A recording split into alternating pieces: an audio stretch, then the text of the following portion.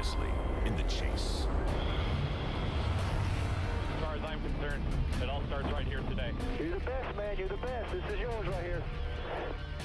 Hey, stars going. Let's get ready. Green, green, green. Everybody's rolling. Everybody's rolling. They are in trouble. Big me here now. I'm smoking them right now. I'm having a problem. Nah, it's Tony Stewart's crew is going to go to work. They're going to stay in here and get it right. If one car goes out against me, I'm going to wreck his ass. Mark, you are the best, baby. You are unbelievable. I'm speechless. I can't talk right now, boys. Thank you, guys. I love you. 12 drivers, 10 races, 1 champion. Momentum, racing's double-edged sword. It'll carry you to victory or throw you into the wall. A cagey veteran has harnessed this legendary force and ridden it to the outright lead. But momentum, it's a fickle friend at best. Others in pursuit have made this hard-earned acquaintance. Now, they must gain favor along the Monster Mile, a concrete beast as unforgiving as gravity itself. And yet, they come for that rare chance to run between momentum and the monster.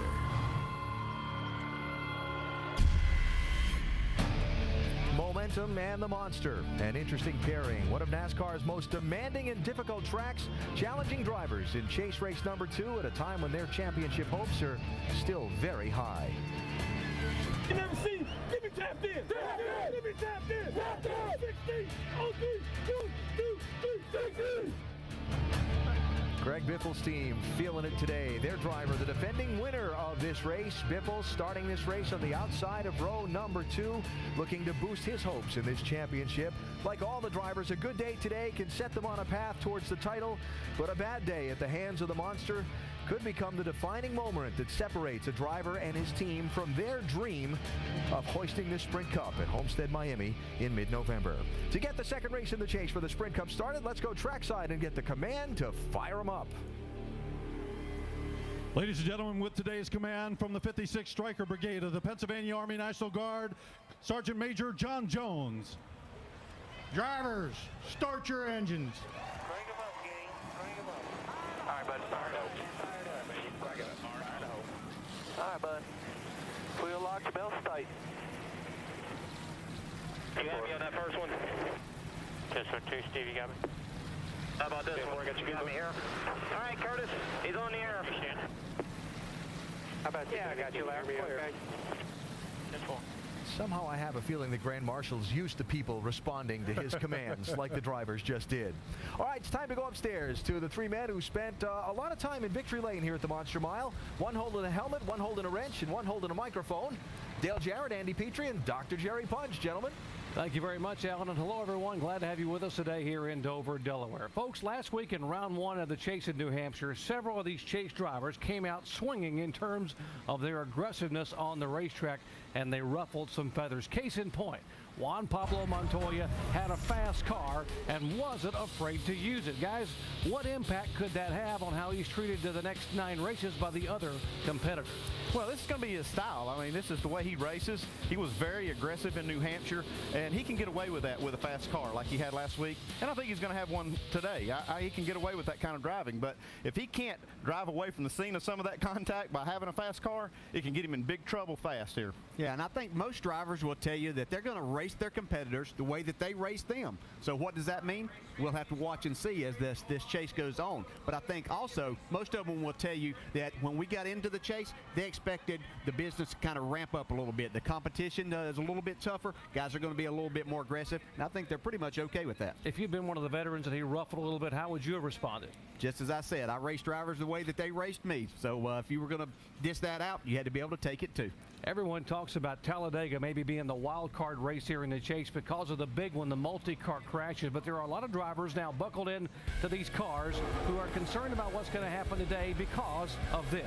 Well, coming out of these corners, and this is out of turn 2 right here, you have nowhere to go if something should happen in front of you, and then everything just bottles up. So that's what these drivers are concerned about, are the things that they really can't control, something happening right in front of them, funneling right down and collecting them as a part of it. Well, one of the things about this racetrack that makes it a little different than, say, Talladega is you can control your destiny somewhat. You can race your way to the front, and you can keep your car up front by having good pit stops and keeping track position. That'll keep you out of a lot of these wrecks that can happen in front of you. So that's why I look at this track just a little different as a wild card. It can still bottle you up in a heartbeat, but it is not as big a wild card as some. There was not a big one last week in New Hampshire, but there was a big swing in the point standings. In fact, 10 of the 12 positions changed. Mark Martin still atop the standings. Take a look. Juan Pablo Montoya gaining 7 positions. A big loser was Casey Kane. And look down there in 6th position. Tony Stewart lost 4 spots because he finished in 14th position, went from 2nd to 6th. Tony Stewart is our in-race reporter today, and it has been over a month since he's had a top 5 or top 10 finish, but he doesn't seem to be very worried. So let's visit with Smoke, the driver of the Burger King Chevrolet.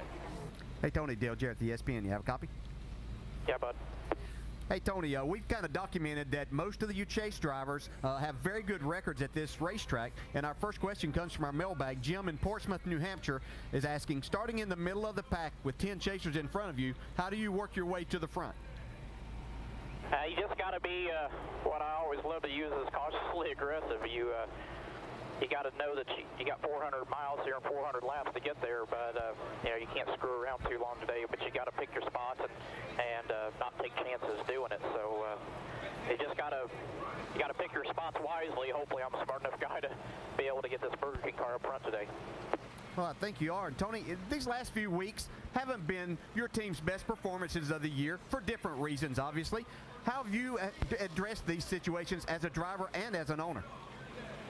Well, you just got to know that, whatever it is that we're fighting here, nothing's going to fix it but just working hard. And I'm proud of my guys, all the guys on this team and Ryan's team here that I'm going by right now. We've all worked hard, and it's like you said, it's not been the best of situations, but we got a group of guys that are very determined, and this team doesn't have any quit in them, and that's probably the biggest key to it, is being able to say, okay, we've had bad weeks, how are we going to overcome it? So Darian Gribb's done a great job with Bobby Hutchins and with the help of Tony Gibson and Ryan Newman of helping us stay focused and keep our eye on the prize at the end of the day. All right, Tony, thanks for talking with us. Have a great day, man. And now Andy's going to talk to Darian Gribb. Okay, thank you. Hey, Darian, Andy Petrie in the booth. You got us? Oh, sir, I got you. Hey, Darian, we've heard a lot of talk about this new tire Goodyear brought here this weekend. How much of a curveball has it thrown you and your team? Definitely changed things quite a bit. It's got a different dynamic. Dover is a unique track the way you drop off into the hole and kind of jump down into the corner, but then you carry a sustained load all the way through. So it's definitely a different tire from what we're used to here, but we've made some changes today based on our happy hour, and hopefully we're going to be able to hit a few things and be able to drive towards the front. Okay, Darian. Well, thanks for talking to us, and good luck today. Thank you.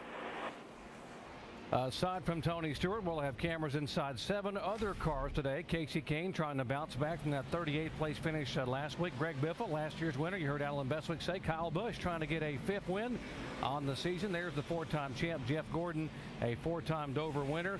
And Dale Earnhardt Jr. starting about where he started a week ago. But, folks, last week, remember, he drove all the way toward the front, only to come up short here in the final laps with an accident on the racetrack. Our overall crewman today is the front tire changer for Robbie Gordon, Mark Hollywood Armstrong. And Hollywood, the pits at Dover are really, really tight. Doc, they are. Over the past few weeks, there's been a number of pit crew members injured on pit road, and Dover is certainly one of those. Not only do you have to pay attention to your environments and all the other stuff that's going on during a pit stop, but we also got to pay attention to what the crew chief's got going on today with the weather. And you got to have a lot of adjustments in these race cars. And for that, we'll go to Dave. Well, Hollywood, in our countdown show, Rusty Wallace showed everyone how the rains last night washed off of the Goodyear rubber that had been worked into the pores and grooves of this racetrack. The adjustments that the crews are going to have to make to start out with, like crew chief Shane Wilson here for Clint Boyer, is actually nothing. They're going to have to wait because they've all told me that over time, this track is going to take the Goodyear rubber right back in, and this track is going to be the same way it was when they practiced on Saturday. So the adjustments you made to your car yesterday, the condition you left it in, the part you liked, you can keep for today. But your biggest adjustment at the start is to wait. Vince? Well, Dave, if you don't wait and these chase drivers become a little bit too aggressive with the monster, it can be costly. If you don't keep your nose clean out on the racetrack, that's going to put the pressure on the guys in pit lane to take care of the damage quickly, assess it thoroughly, make sure you get it fixed in an efficient manner, because every spot that you save on pit lane is one spot your driver doesn't have to get on the racetrack. And in this situation, every position is important. Positions translate to points, and every point, Doc, matters in the chase. You're exactly right, guys. Every single point is very important. And the grid across the top of your screen, you heard that Jimmy Johnson on the pole for the second time this year and the second time at Dover, Delaware. Well, boys, just like what we spoke about, it's all about desire. You got to have the want to get this thing done here this year. You guys got to want it.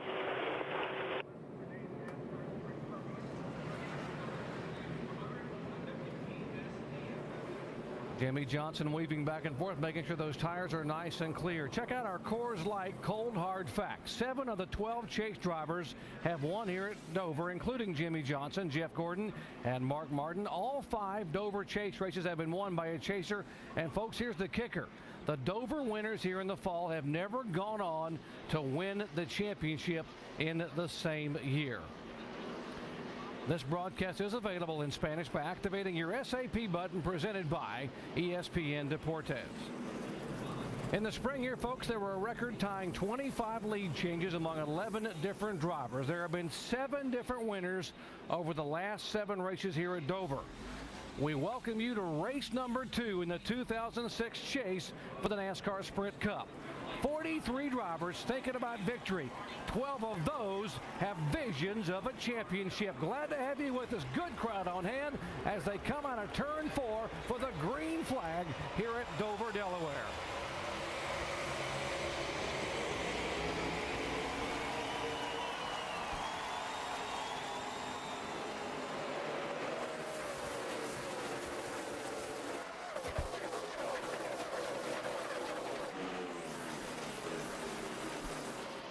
Jimmy Johnson pulling away to about a 4-car length lead. He will get the 5 bonus points for leading lap 1. These drivers are also aware there will be a competition caution at lap 25 because of all the rain washing the rubber off the racetrack. You see most of these drivers are tiptoeing around here, giving each other room. You saw all the dust on the backstretch the first time by. It's going to take a few laps to get the track cleaned off and get these cars kind of settled in. Yeah, I'd expect them to be a little more cautious, knowing in 25 laps you shouldn't get lapped. Just see what your race car has here at the beginning and see how we can work on it at the beginning as this rubber track starts to get rubber back on it. There's Brian Vickers trying to gain a position, and they almost go 3 wide as the rookie Logano was thinking about going to the bottom of the racetrack on it. Yeah, Joey Logano had a great car in practice in happy hour yesterday, so expect him to be good. A little pressure there on the 83. Mark Martin, he went 3 wide. He's not holding back at all. There's the 44 car of A.J. Allmendinger. Martin in the middle of the group there. There's the 29 car of Kevin Harvick. Yeah, Mark looks like he's actually struggling a little bit, and he's been caught kind of on the top side of the racetrack, and that is not at all where Mark wants to be. You can see that car really wiggle as he got down into turn 3. The 11 and 2 car, Hamlin and Kurt Busch battling for 11th position, and Kurt Busch will take it.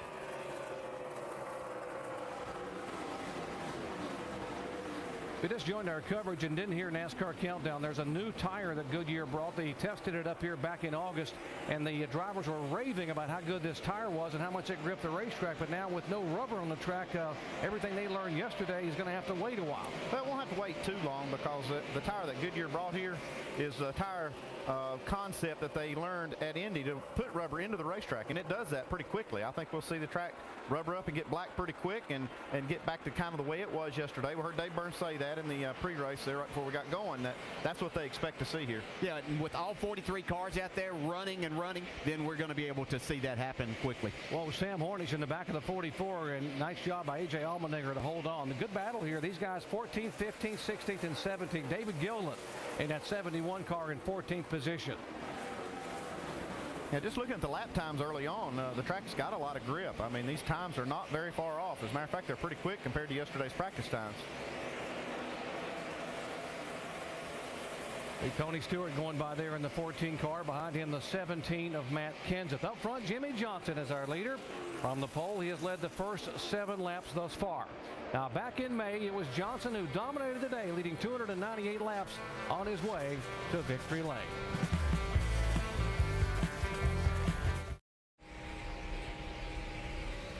Want a chance to win $10,000? Put your NASCAR knowledge to the test with the ESPN Pick 12 Challenge. Go to ESPN.com/Pick12. Guess the order the 12 chase drivers will finish next week at Kansas. Today's winner, who picked last week's New Hampshire race, is Walter T. Now, we'll announce the Dover winner in the first 30 laps of Kansas, so make sure you watch. Some of these drivers are struggling here in these first 15 laps or so because the track is vastly different. One guy isn't struggling. You see Jimmy Johnson moving away. And here's the 2 car continuing to move up a little bit there of Kurt Busch. I think most of the drivers that I spoke with thought that the racetrack would be looser to start this race. It actually grips more without all of that rubber on there, and so that makes the front tires grip a little bit better, and in turn the back end can't quite keep up. There's the 99 car of Carl Edwards, who qualified back in 30th position. Now, right behind him is the 33 car that was scheduled to start 8th, Clint Boyer, but they made an engine change and had to go to the rear of the field. These two now together are working their way up, and now right now Carl being shown in 28th position. Clint Boyer was really good in practice yesterday. He won the nationwide race yesterday, but his Cup car was really good in both the practice sessions. 37 cars headed to the garage area. Tony Raines, the first car out of this one today. Last year's winner, Greg Biffle, been 35 races since he's gone to victory lane, and that was right here in Dover, Delaware last fall. And the 9 car closing in. Vince. Well, if there's a driver that needs to have a good day today, it's Casey Kane after finishing 38th last week with a crankshaft issue. They've gone to the previous generation engine, the R5, for this race. Casey was very confident on it. They've got a lot more R&D and a lot more research and information on that motor than they did on the one they ran the week before. Casey very fast in the final practice and told me just before he got in the car, I'm confident we've got a car capable of winning today. Dave?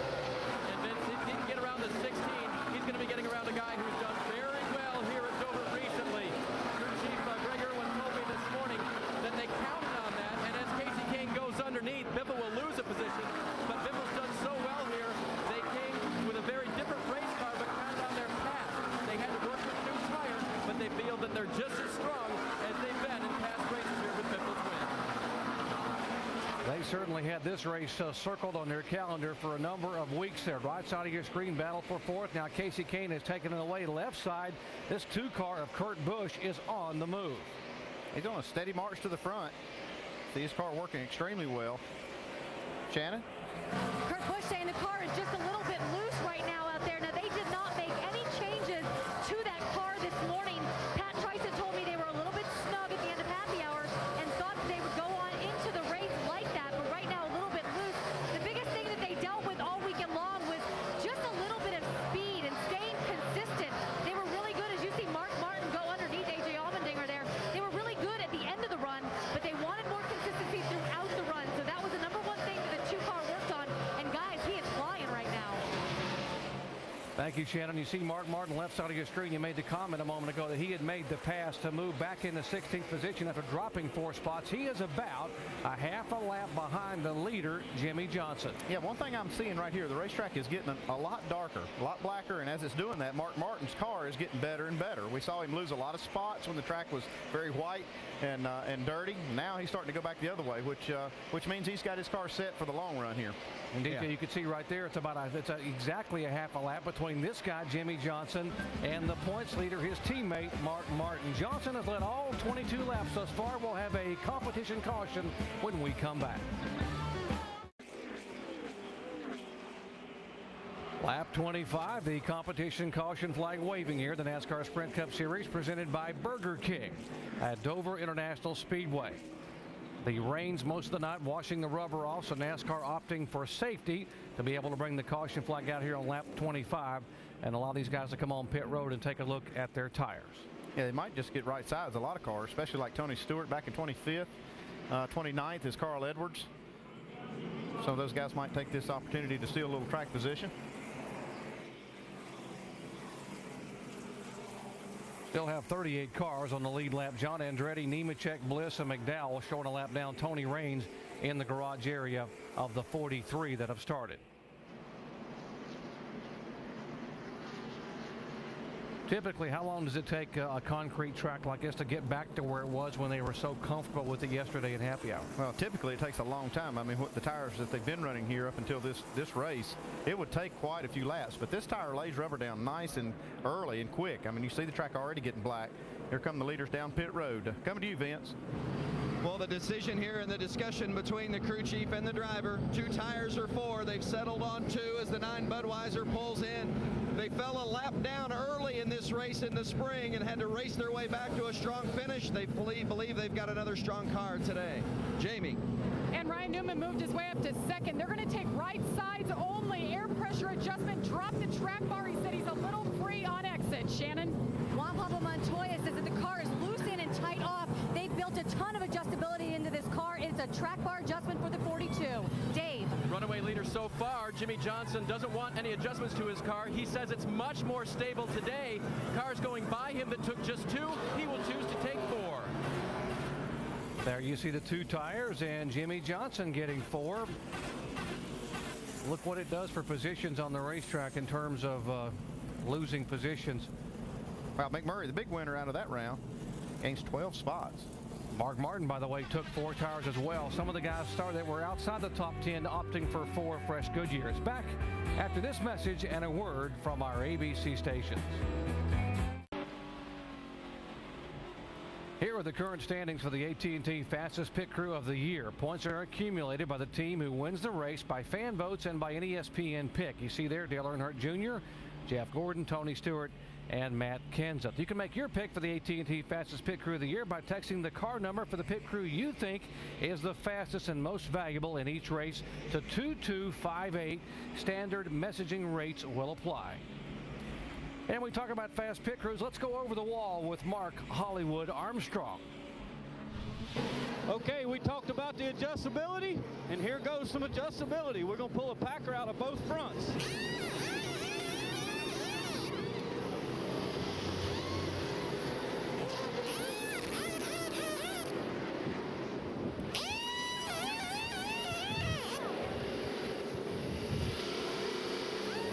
See Mark pulling out there. Those are packers out of the bump stops. Going to allow the car to travel just a little bit more. They use those packers to adjust the height of the car when they actually sit down on that bump stop in the corners. Looks like he needed just a little more travel. Traveling some front grip in those front tires. Probably not turning as well as he would like. Getting set for the first ever double file restart shootout style here at Dover. Back at the AAA 400. Lap 29 after the competition yellow coming out on lap 25. Ryan Newman, our leader. Kurt Busch is second. Casey Kane and Paul Menard, the top 4. A really good chance to see here how 2 tires do work. Casey Kane gets a terrible start there. And Kurt Busch trying to move to the inside and take that spot away and take the lead away from Newman, but Newman will have nothing of it. No, got trouble getting into 3, guys. Joey Logano. Big crash. Oh, he's upside down. Over and over, Logano goes between 3 and 4. No.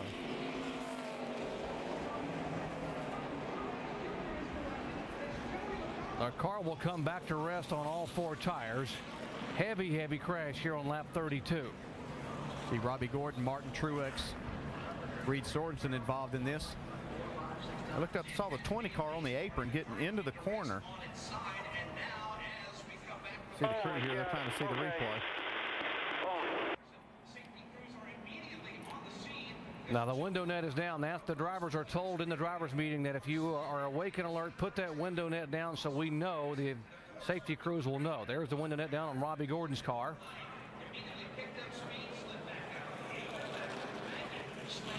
This is the moment we talked about in the pre-race show, guys, that this stuff could happen in a hurry here, even at Dover. And especially after on a restart when all the cars are bunched together. It's good to see here that the window net came down on that 20 car. We're a little obscured from how that car got so low on the back straightaway. Andy, I saw it, just could barely see the roof of the car. Yeah, I looked up and he was way down on the apron, actually entering the corner, way before the entry. There's a great sign right there. Joey Logano coming out of the car. That's a scary looking crash right there.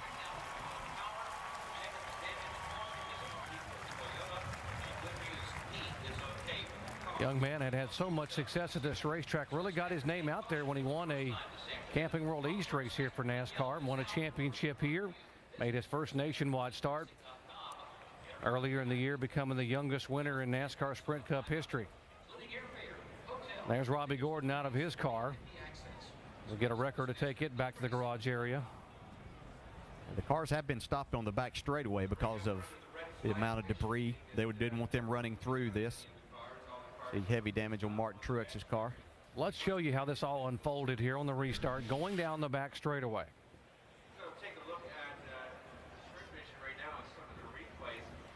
Really just kind of a stack-up effect. Like was one of them got on the brakes and kind of forced. Yeah, look at Tony Stewart just missing this crash. Man, here's where it really gets exciting. Man.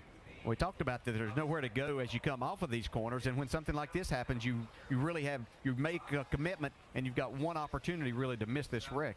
Tony Stewart did a great job. Some others got caught up in. Let's drive along with Tony Stewart here. See it develop right in front of him. He actually got into the back of the 20 as he checked up.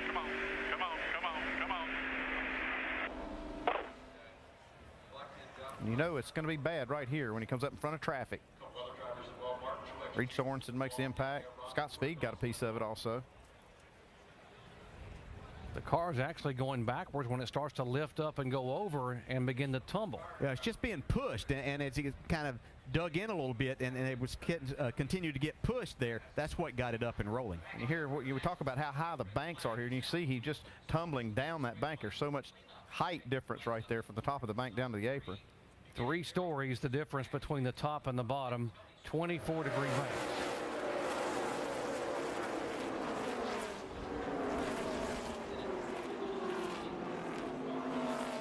Just side over side over side, a violent impact. And the good news that this new car that NASCAR brought on, 3 years ago, and the driver able to walk away and walk into the ambulance. A violent crash here on lap 31, taking out 4 cars at Dover, Delaware.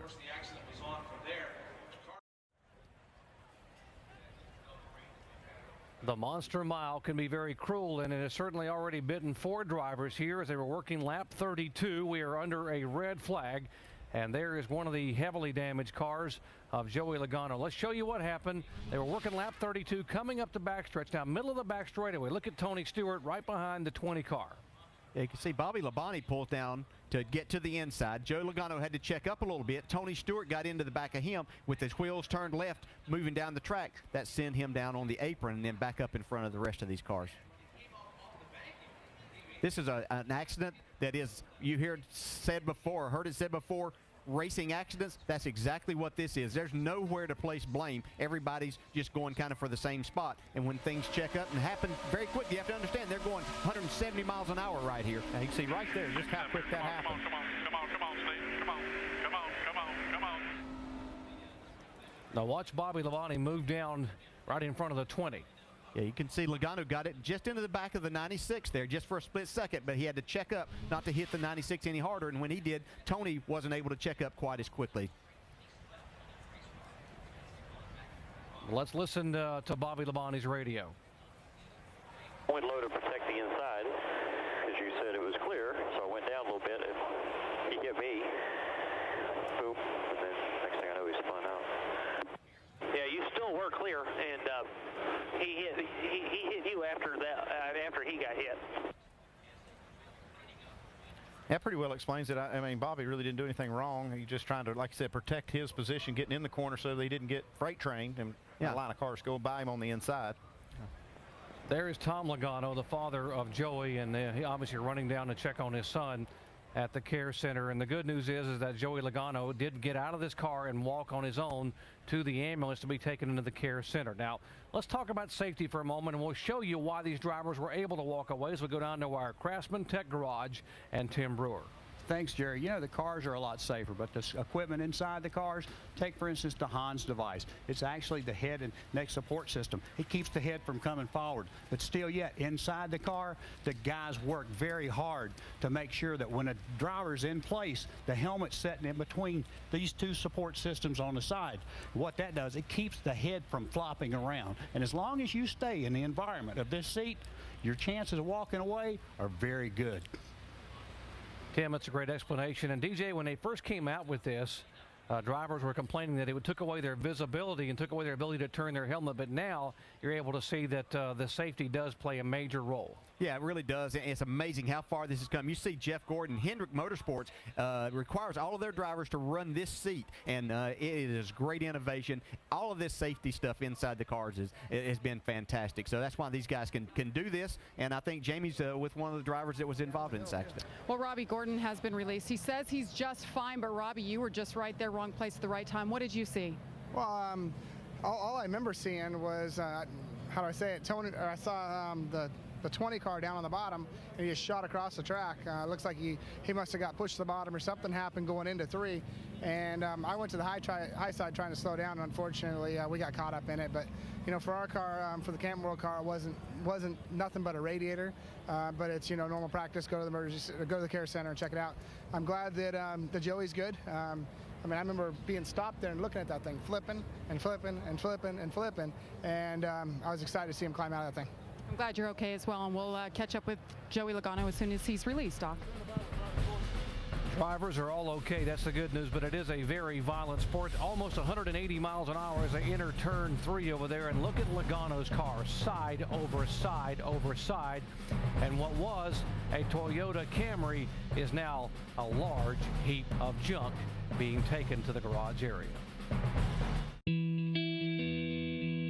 When do I feel it? I feel it every time my adrenaline kicks in. I'm reeling in leader, baby. I feel it when those belts pull tight. I still feel it to this day. I feel it when smoke takes the lead. And I feel it when we take the win. Most of all, I feel it here. This is our NASCAR.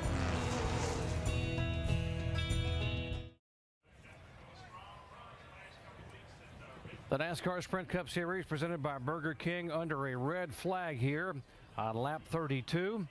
Violent impact, and now Jamie Little is caught up with one of the drivers involved. Martin Truex Jr., local boy. We just saw his car get pulled through here. Another wrecked race car. Early day, Martin. What did you see? I didn't see a whole lot. Just heard the spotter yelling that they were spinning out, and I was hoping they would be gone by the time I got there, and they weren't. You know, you just can't slow down here when you go off in the corner so fast, and you know they were wrecking right there before the middle of the corner. So we'll take a look and see what happened. But it's unfortunate, you know. We had a pretty good car yesterday in happy hour, and I was looking forward to the race. It's a shame we didn't last very long, but it's just kind of how our years have been. So it's been frustrating, but the guys have been working hard, and we'll come back next week and try to have a good run. How are the conditions right now? We've had a lot of rain, green rain racetrack, and this happened early. Yeah, the track's fine. It had nothing to do with the track. It was just guys checking up, and Joey looked like he checked up. 96 checked up. Joey checked up and looked like Tony got in the back of him.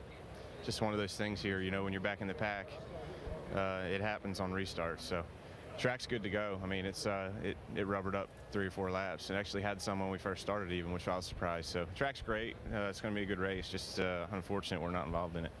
Good to know the track's all right, and good to know Martin Truex Jr. is all right, and Reed Sorensen has been released now as well. That's just like we talked about at the beginning of the race, is that track position is so important, especially early here, because of these problems that can happen. And the best place to be and the only safe place to be is in front of it. And that's why I would always, every time I got a chance to steal some track position, I would try to get 2 tires, do whatever I could just to try to get in front of these things, try to avoid these kind of things. And we're here now that Martin Truex team, they did take 4 tires that last caution, so they had to give up track position to do that. Very high banks on the concrete here and very narrow but very fast straightaways. It is Dover. Back after this message and a word from our ABC stations. Still under a red flag here in the NASCAR Sprint Cup Series coverage presented by Burger King. Tony Stewart sitting in his Chevy back in 26th position, and there is some damage on his car. Andy, how much will that affect him? Well, he's got some damage in the front from the contact we saw. We see some in the rear also.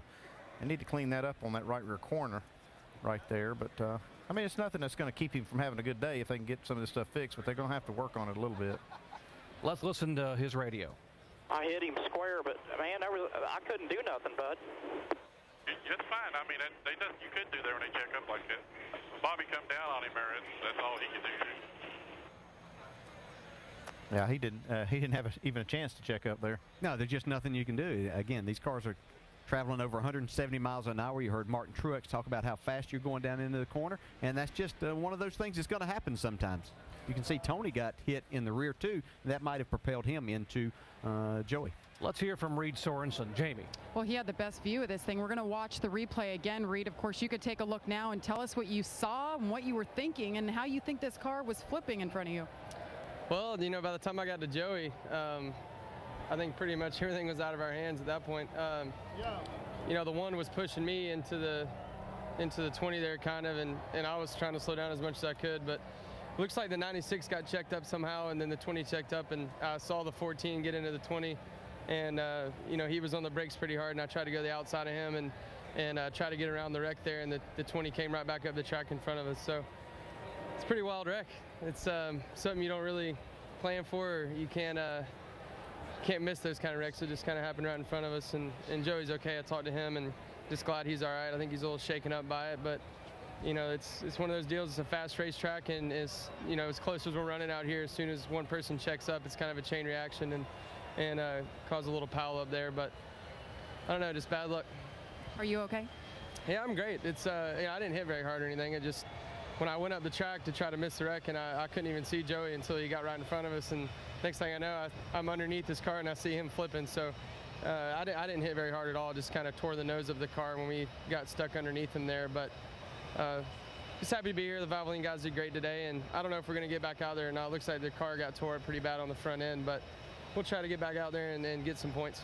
Well, Reed Sorensen says Joey Logano was okay in speaking, and I see him being released from the medical center. As soon as he gets here, Doc, we're going to get a word from he, and his dad is following behind him, and Coach Gibbs as well.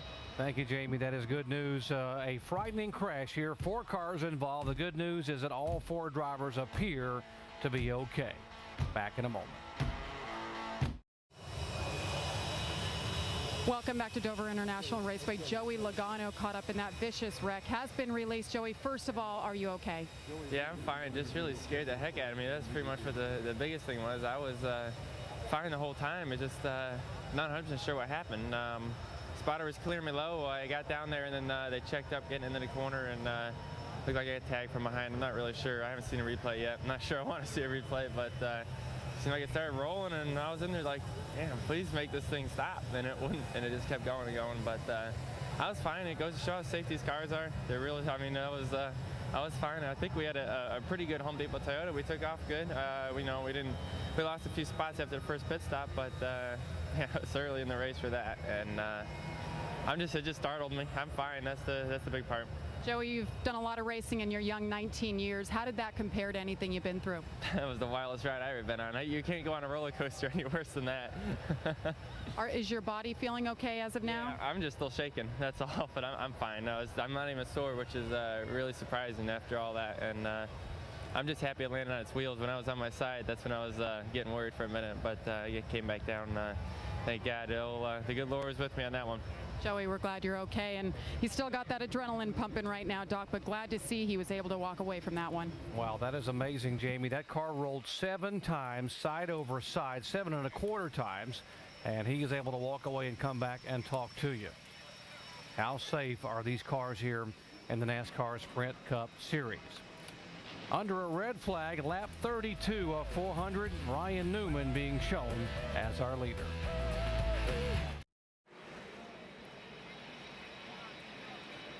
Lap 32, NASCAR Sprint Cup Series presented by Burger King. The yellow is out. The cars are rolling in the 99 on pit road. Yeah, they're changing that left side end plate on that wing. Pit road's closed, but they came down anyway just to go ahead and get this work done. The penalty is they'll have to start in the rear, but they needed to get in here early and get that fixed. Pit road will be open this time by. See if anybody comes down. They just pitted on lap 27, and we'd gone back to the green flag on lap 31 when this incident happened. Now, what about the 14 car? You think he'll come down and try to take a look at some of the damage on that car? Well, we'll see. Yeah, he looks like he is going to make it in here. 4 tires and 9 stays. We'll just work on it. Sometimes you just need to get this done, get this work out of the way. He's coming down towards you, Vince. They're going to put some bear bond on the front nose of this race car and go ahead and put 4 tires on it. Darian Grubb took a look at the front end. He doesn't think it's major damage, but it's enough that they do want to address. So they brought the 14 in for Tony Stewart, hoping that it's not going to cause them any damage or ill effects throughout the course of the race. But that's the addressing that's being done right now. Little sheet metal, using the sheet metal. See him going up there to the front and patching that hole. Taking this bear bond to attach that panel there, that patch they put on it.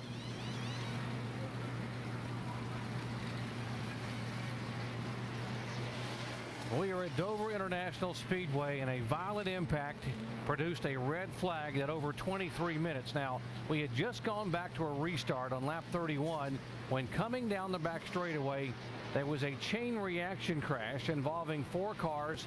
Tony Stewart's car involved in a little bump from behind by the 20 car, and suddenly Joey Logano's car is going side over side. There's the 20 car. 7 times it rolled over. You see the 43 of Reed Sorensen, Robbie Gordon involved, the 1 of Martin Truex Jr. Just seemed like this car would never stop tumbling. It just kept flipping over. Finally comes to rest. And lucky for Joey, it did come back down on the wheels here. And the best news that all 4 of those drivers involved have been checked out and released at the Infield Care Center. They are okay.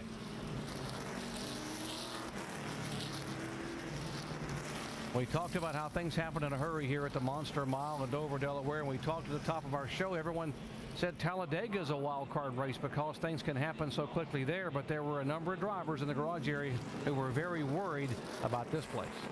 Yeah, the things always happen. They happen quickly here, and I tell you, we get ready to go back to green. These drivers are going to face another racetrack too, as we talked about getting the rubber down. The sun's come out here. Pretty much the clouds have gone away.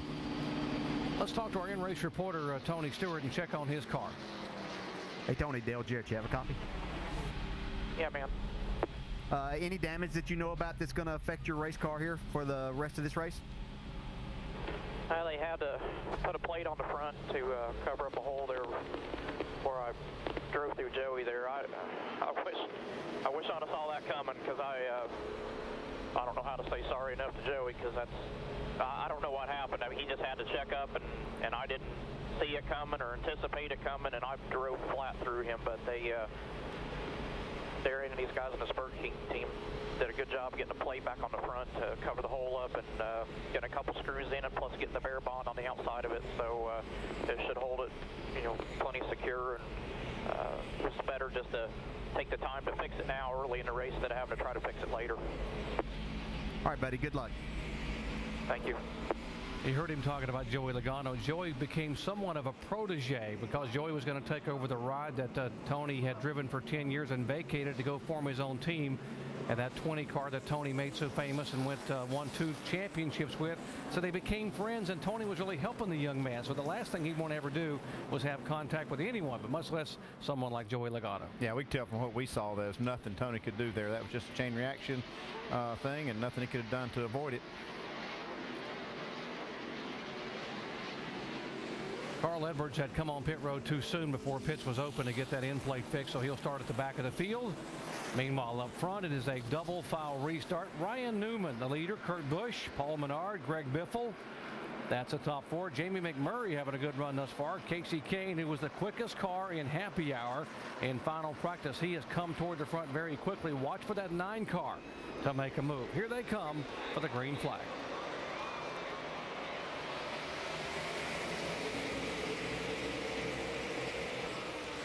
Ryan Newman, both of his times, has chosen the outside lane to restart this race in. Seems to be working. We can see Kyle Busch. He's making a move on the outside, passing a few cars, still going. Trying to get to the high side of Clint Boyer, the 33 car, and trying to move in on the 48 of Jimmy Johnson. That's 9th, 10th, and 11th position. You can make that outside really work here for the first couple of laps when you've got some grip and the car's down on the inside, low air pressures and things. You can really make that outside work to your advantage. 3 wide, Mark Martin getting into 3. On the outside, that was risky. There's Martin, top of your screen, as he's in right in behind the 83 and the 11 car that are running side by side for position. That's 14th.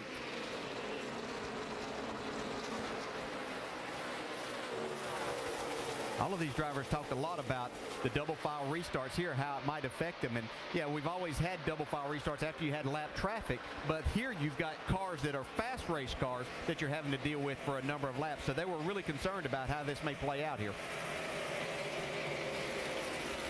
You talk about drivers who were concerned. Denny Hamlin, you saw that 11 car make a pass a moment ago, and Hamlin has had abysmal luck at this place, and he said he was really dreading coming here. The last 4 times here, he has finished 36th or worse. Casey Kane making a move on Paul Menard. Yeah, we saw that luck continue yesterday in the nationwide race with Denny Hamlin. Had a good car and then got caught up in something.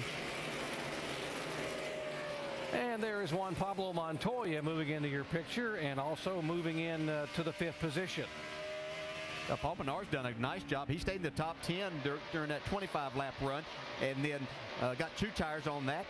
Still running very well here today, but Montoya is able to pass him and take over that 5th spot. Now look at Jeff Gordon. We talked about how his car was really out of sorts yesterday in the final practice session, and they were working so hard to get him dialed in, and he's a factor here early on. Yeah, he was good that first run. I watched him start towards the end of that first run, really making some progress. So I think they found something at the end of happy hour that really lit this car up, but he did struggle for most of that practice. I think part of that, listening to Jeff's interview before the race too, I think they went over and took a lot of that 48 stuff because they knew he did the tire test here and he was very fast here throughout every practice session. So I would say they incorporated some of that into their setup too. Hamlin, the 11 car, 5 is Martin, and they are trying to go by the 31 car of Burton. That would be for position. That's 13th spot. Oh yeah, a lot of great racing going on here. These guys are side by side and really having to battle for each and every spot. You can't really define if the bottom is the fastest way around or if that second groove is going to be working pretty good here today. Well, look how quickly this track has rubbered in and gotten dark there. It took 400 laps last year and it never got this dark. And here we are just 44 laps in, and this new Goodyear tire really gripping the racetrack. More on the 11 car. Dave. You talked about their lack of luck here, and in talking with crew chief Mike Ford this morning, he understands it as well. In fact, he was a little bit concerned about how much they had to tighten up the setup of this car this time because they were worried about right front issues. You know, too much wear on that right front, and this place definitely tends toward that. I said, okay, what happened to the string here, by the way? He said, a right front went on us. So they've been a little bit concerned about that, but so far, so good. And we'll see on one of these long runs how that right front has taken all the abuse. I can promise you that's not out of the minds of most crew chiefs. You know, this track is so hard on right front tires. You know, you just got to always think about that, and that's why you'll see every time they have a caution, they'll at least get right side tires to try to extend that wear as much as they can. Back behind this group, the 88 car now on the move. Dale Earnhardt Jr. We told you that he started 23rd a week ago in New Hampshire, got all the way into the top 5, and was involved in a side-by-side incident that took him out of the race. He's on the move again. Yeah, he really is. Made a couple of passes there on the top side of the racetrack. Got himself up into the 17th or 16th spot right now.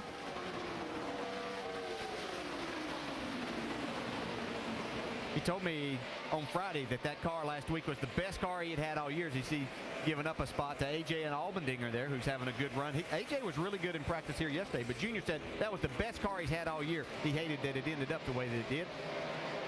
And the 5 car, Mark Martin, just made the pass on the 11 for 13th position. So now they're going to try to run down the 33 car of Clint Boyer, who's up in 12th spot.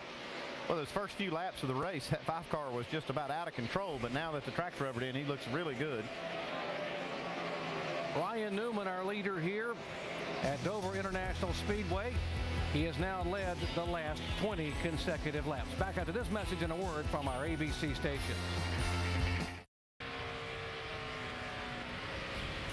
Lots more motorsports coverage to come throughout the weekend here. The O'Reilly Superstart Batteries NHRA Fall Nationals Finals coming your way 7 o'clock Eastern time tonight on ESPN2. And then we'll wrap up the entire weekend on NASCAR Now tonight, weekend edition, talking about what happened here with the NASCAR Nationwide and Sprint Cup races. And of course, next weekend we go to Kansas City. Kansas City, here we come. NASCAR Nationwide Series at Kansas, 3 Eastern time next Saturday on ESPN2. And the NASCAR Sprint Cup Series at Kansas on ABC Live at 1 o'clock Eastern time. Battle up front here in the AAA 400 at Dover. Ryan Newman is the leader, and Kurt Busch wants it. Yeah, not for long. Ryan Newman's going to lose this lead to Kurt Busch. This car's really coming in nice. Let's update the 2 car. Shannon.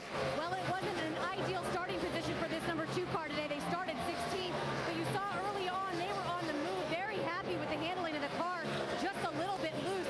They made an air pressure adjustment on that last pit stop, as you see crew chief Pat Tryson looking on. But the biggest thing that got them this track position, guys, 2 right side tires.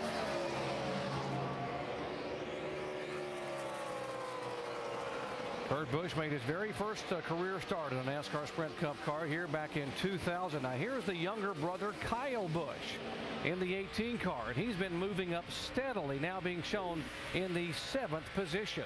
Yeah, he's moved up 10 spots since the restart.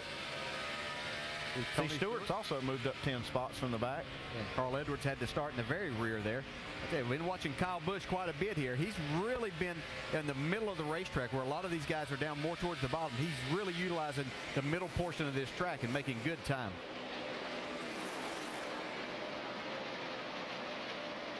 Back behind the 18 car, the 98 and 48, Paul Menard and Jimmy Johnson back in 8th and 9th position. Jimmy, he got going pretty well at the start of the race, but he's struggling in this traffic. So he's going to make this pass on Paul Menard. Dave? And guys, right now with the 48, he calls his car 2 words that are not good: bouncing and loose. So they didn't make any adjustments on that first stop. They're going to have to do some on the next stop. And the 24 car, Jeff Gordon, going by, taking the 5th position away from Casey Kane. And to go back to something they were talking about that Dave said there about Jimmy Johnson talking about bouncing, I think that starts to happen here as this racetrack rubbers up. The rubber that's being put down on the track, it gets in the seams of this concrete also, and that can create a bouncing problem, as you see Montoya trying to take that 3rd spot away from Greg Biffle here. He will do that. I don't know how many times I've heard the word basketballs here at this racetrack from a driver. They say, that feels like the tires are basketballs bouncing through the corner. The concrete is not your smoothest surface to begin with. They've ground this racetrack a number of times trying to smooth it up, but you still get a lot of that, and you put these cars and all of that in this rubber being put down, then it really makes that problem really stand out to a driver. Several cars in the garage area. The 71 of David Gillen, the 09 of Mike Bliss, and the 87 of Joe Nemechek have headed to the garage, and the 9 car is backing up. And he is struggling. He's lost a couple spots here in the last few laps. Just pulls over and lets Kyle Busch go by. I feel like my tires are blown up with air. There we go. That's what I've heard. I don't know how many times. So it feels like the front tires just have way too much air in them, and it's just, it just makes them chatter and bounce through the corner. And you'll hear that complaint from drivers at this racetrack more than you will any other, because, again, of the surface and how fast that you're going here. As you see Montoya moving in, trying to take over that 2nd spot from Ryan Newman. We talked about how Montoya is making his own history this year. In years past, only his 3rd full year as a NASCAR Sprint Cup Series driver, and he is driving that thing down underneath the Chevy of Ryan Newman to take a spot away. Just keep shaking my head just what this 42 car and team has been able to do since they've gotten in this chase. I mean, it's just amazing how fast they are the last 2 weeks. I think what's been great, they had a plan to make the chase. They followed that plan. They stuck with it. They had good race cars. They didn't ever win. See Jeff Gordon going to the high side here and trying to make that work. But now that they've gotten in the chase, their plan is full attack, and that's what they're doing. Speaking of full attack, look at Jeff Gordon now taking the spot away from Ryan Newman. Well, he slid up a track a moment ago, and it looked like the 16 Biffle was going to go back by him. Gordon gathered it back in and just drove underneath the 39. In fact, the 2 tires might not be great for Ryan Newman, or either he ran the car just a little bit hard, which you can do here if you're not careful.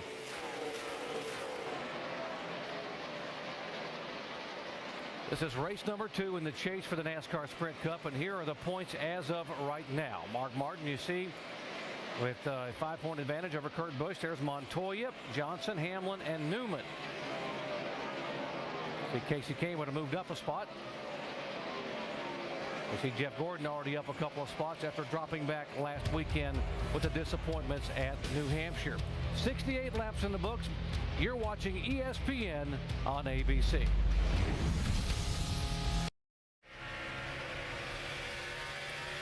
Carl Edwards, Greg Biffle, and Matt Kenseth are driving Fords, and you could be too. Go to I'mDriving1.com to hear what the stars of Ford Racing have to say and register to win your own 2010 Ford Taurus.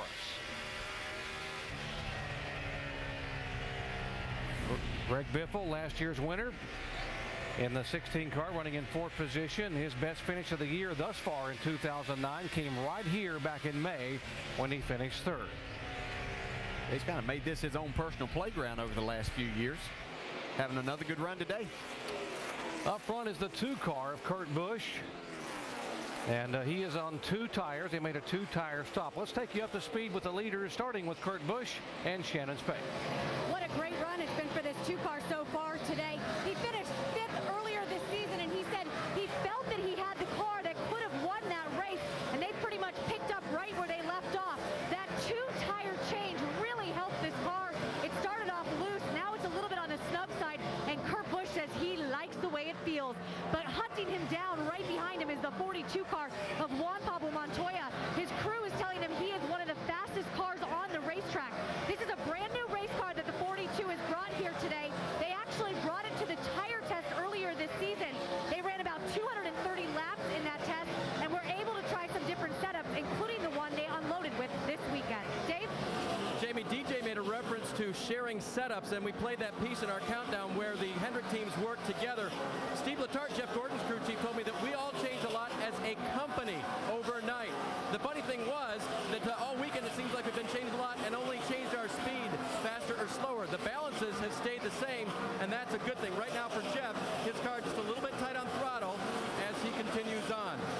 16 of Greg Biffle running right now with a similar problem, but a little tight off the corner for Biffle. Again, trying to duplicate the success he's had here at Dover so far. Right now running in good position. Jimmy Johnson has moved his way back up after a start where we talked about the basketballs, we talked about a bouncing race car, and crew chief Chad Knaus encouraging his driver as he makes a couple of passes up toward the front and puts himself back near where he started the race. Jamie? And Ryan Newman, who was your leader there for a while, started out great, but that 2-tire option, as DJ said, is not working out right now. He's really loose. He wants a wedge adjustment and track bar adjustment. You see Tony Gibson on the right-hand side.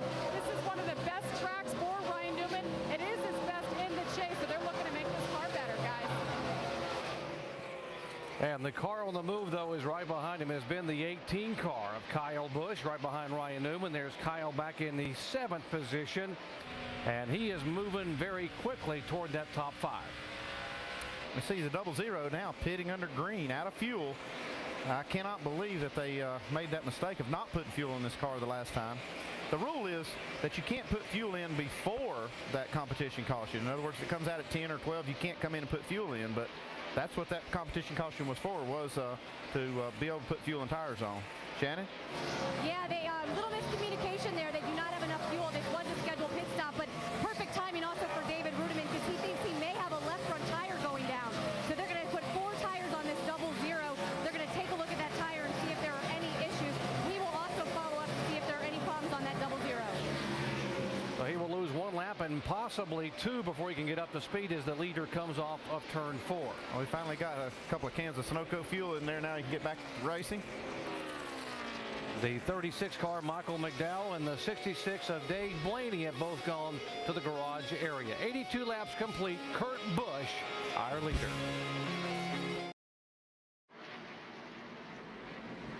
Back at Dover under caution for the third time today. Let's show you exactly what happened. Now look at the right side of your screen, the 55 car coming into your screen there. Right front tire. And that's a hard hit by Michael Waltrip. That'll take your breath. See, it does a ton of damage on that right front corner. It's good to see Michael able to drive it back in. Leaders are down pit road. Shannon? Yeah, Kurt Busch, Juan Pablo Montoya, both of your leaders coming down pit road. They're both a little bit tight and are going to make some chassis adjustments. You see in the center of your screen right there, Juan Pablo Montoya getting ready to pull his car in. He will make 4-tire change and an air pressure adjustment to that 42 car.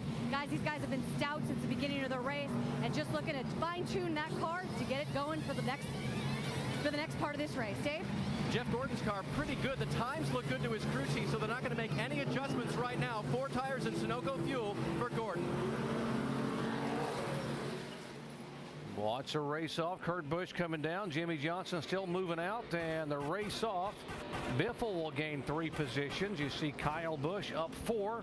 And Andy, after watching what happened with those 2 tires, a lot of these guys is opting to get 4 this time. Yeah, Kurt Busch made 2 tires work the last time, but he had to get 4 that time. Does a good job getting off pit road. Working caution for the 3rd time today. Back at Dover after this message and a word from our ABC stations. Back at Dover, getting set for the restart, and the pit road here is very narrow and it is very tight, just trying to get off. Take a look. I don't know how many times we see this at Dover. You see Denny Hamlin pulling out of his stall. 2 cars were side by side, and he gets into the left rear of the 17. And now look at Montoya. Yeah, he makes a good pit stop, but he gets boxed in right here. You can see he loses a spot to the 18, and now the 48's also going to beat him off pit road. Very tight down there. But a wise move by Juan Pablo Montoya to jump on the brakes and not bend those fenders or possibly cut a tire and have to come back in. Kurt Busch, our leader here, as we go back to the green flag. Lap 89 of 400 NASCAR Sprint Cup Series action at Dover International Speedway. It is stop number 2 in the chase for the NASCAR Sprint Cup. Greg Biffle in 2nd spot. Jimmy Johnson wants it.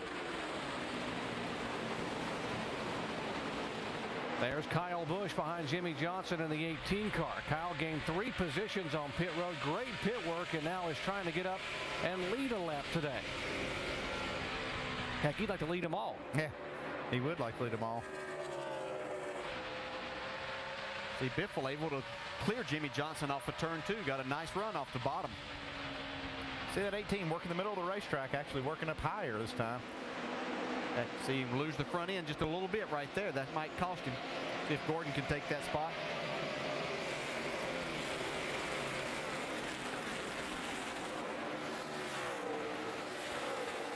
We're warning about, we'll watch the battle here. The 48 car getting ready to move on the inside of Biffle for position, and Montoya down on the inside of the 24 car. It looks like Gordon's struggling a little bit on this restart here. You can see as Montoya got up to his back bumper, car wiggled a little bit coming off too, but he's able to make a nice run off turn 4 and keep the spot for the time being. There goes Montoya by now, though.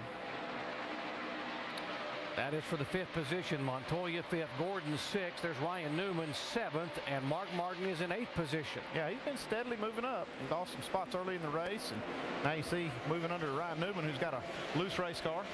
You're going to have to deal with this 5 car before this day's over with. This racetrack and his setup's coming to him now. Martin, a 4-time winner at Dover, Delaware. Having won the Chase Race 1 last week in New Hampshire, coming in as the points leader. Kyle Busch now on the bottom of the racetrack, taking a spot away from the 16 car. He will be 3rd now. It looks like he's got a car to his liking today, too.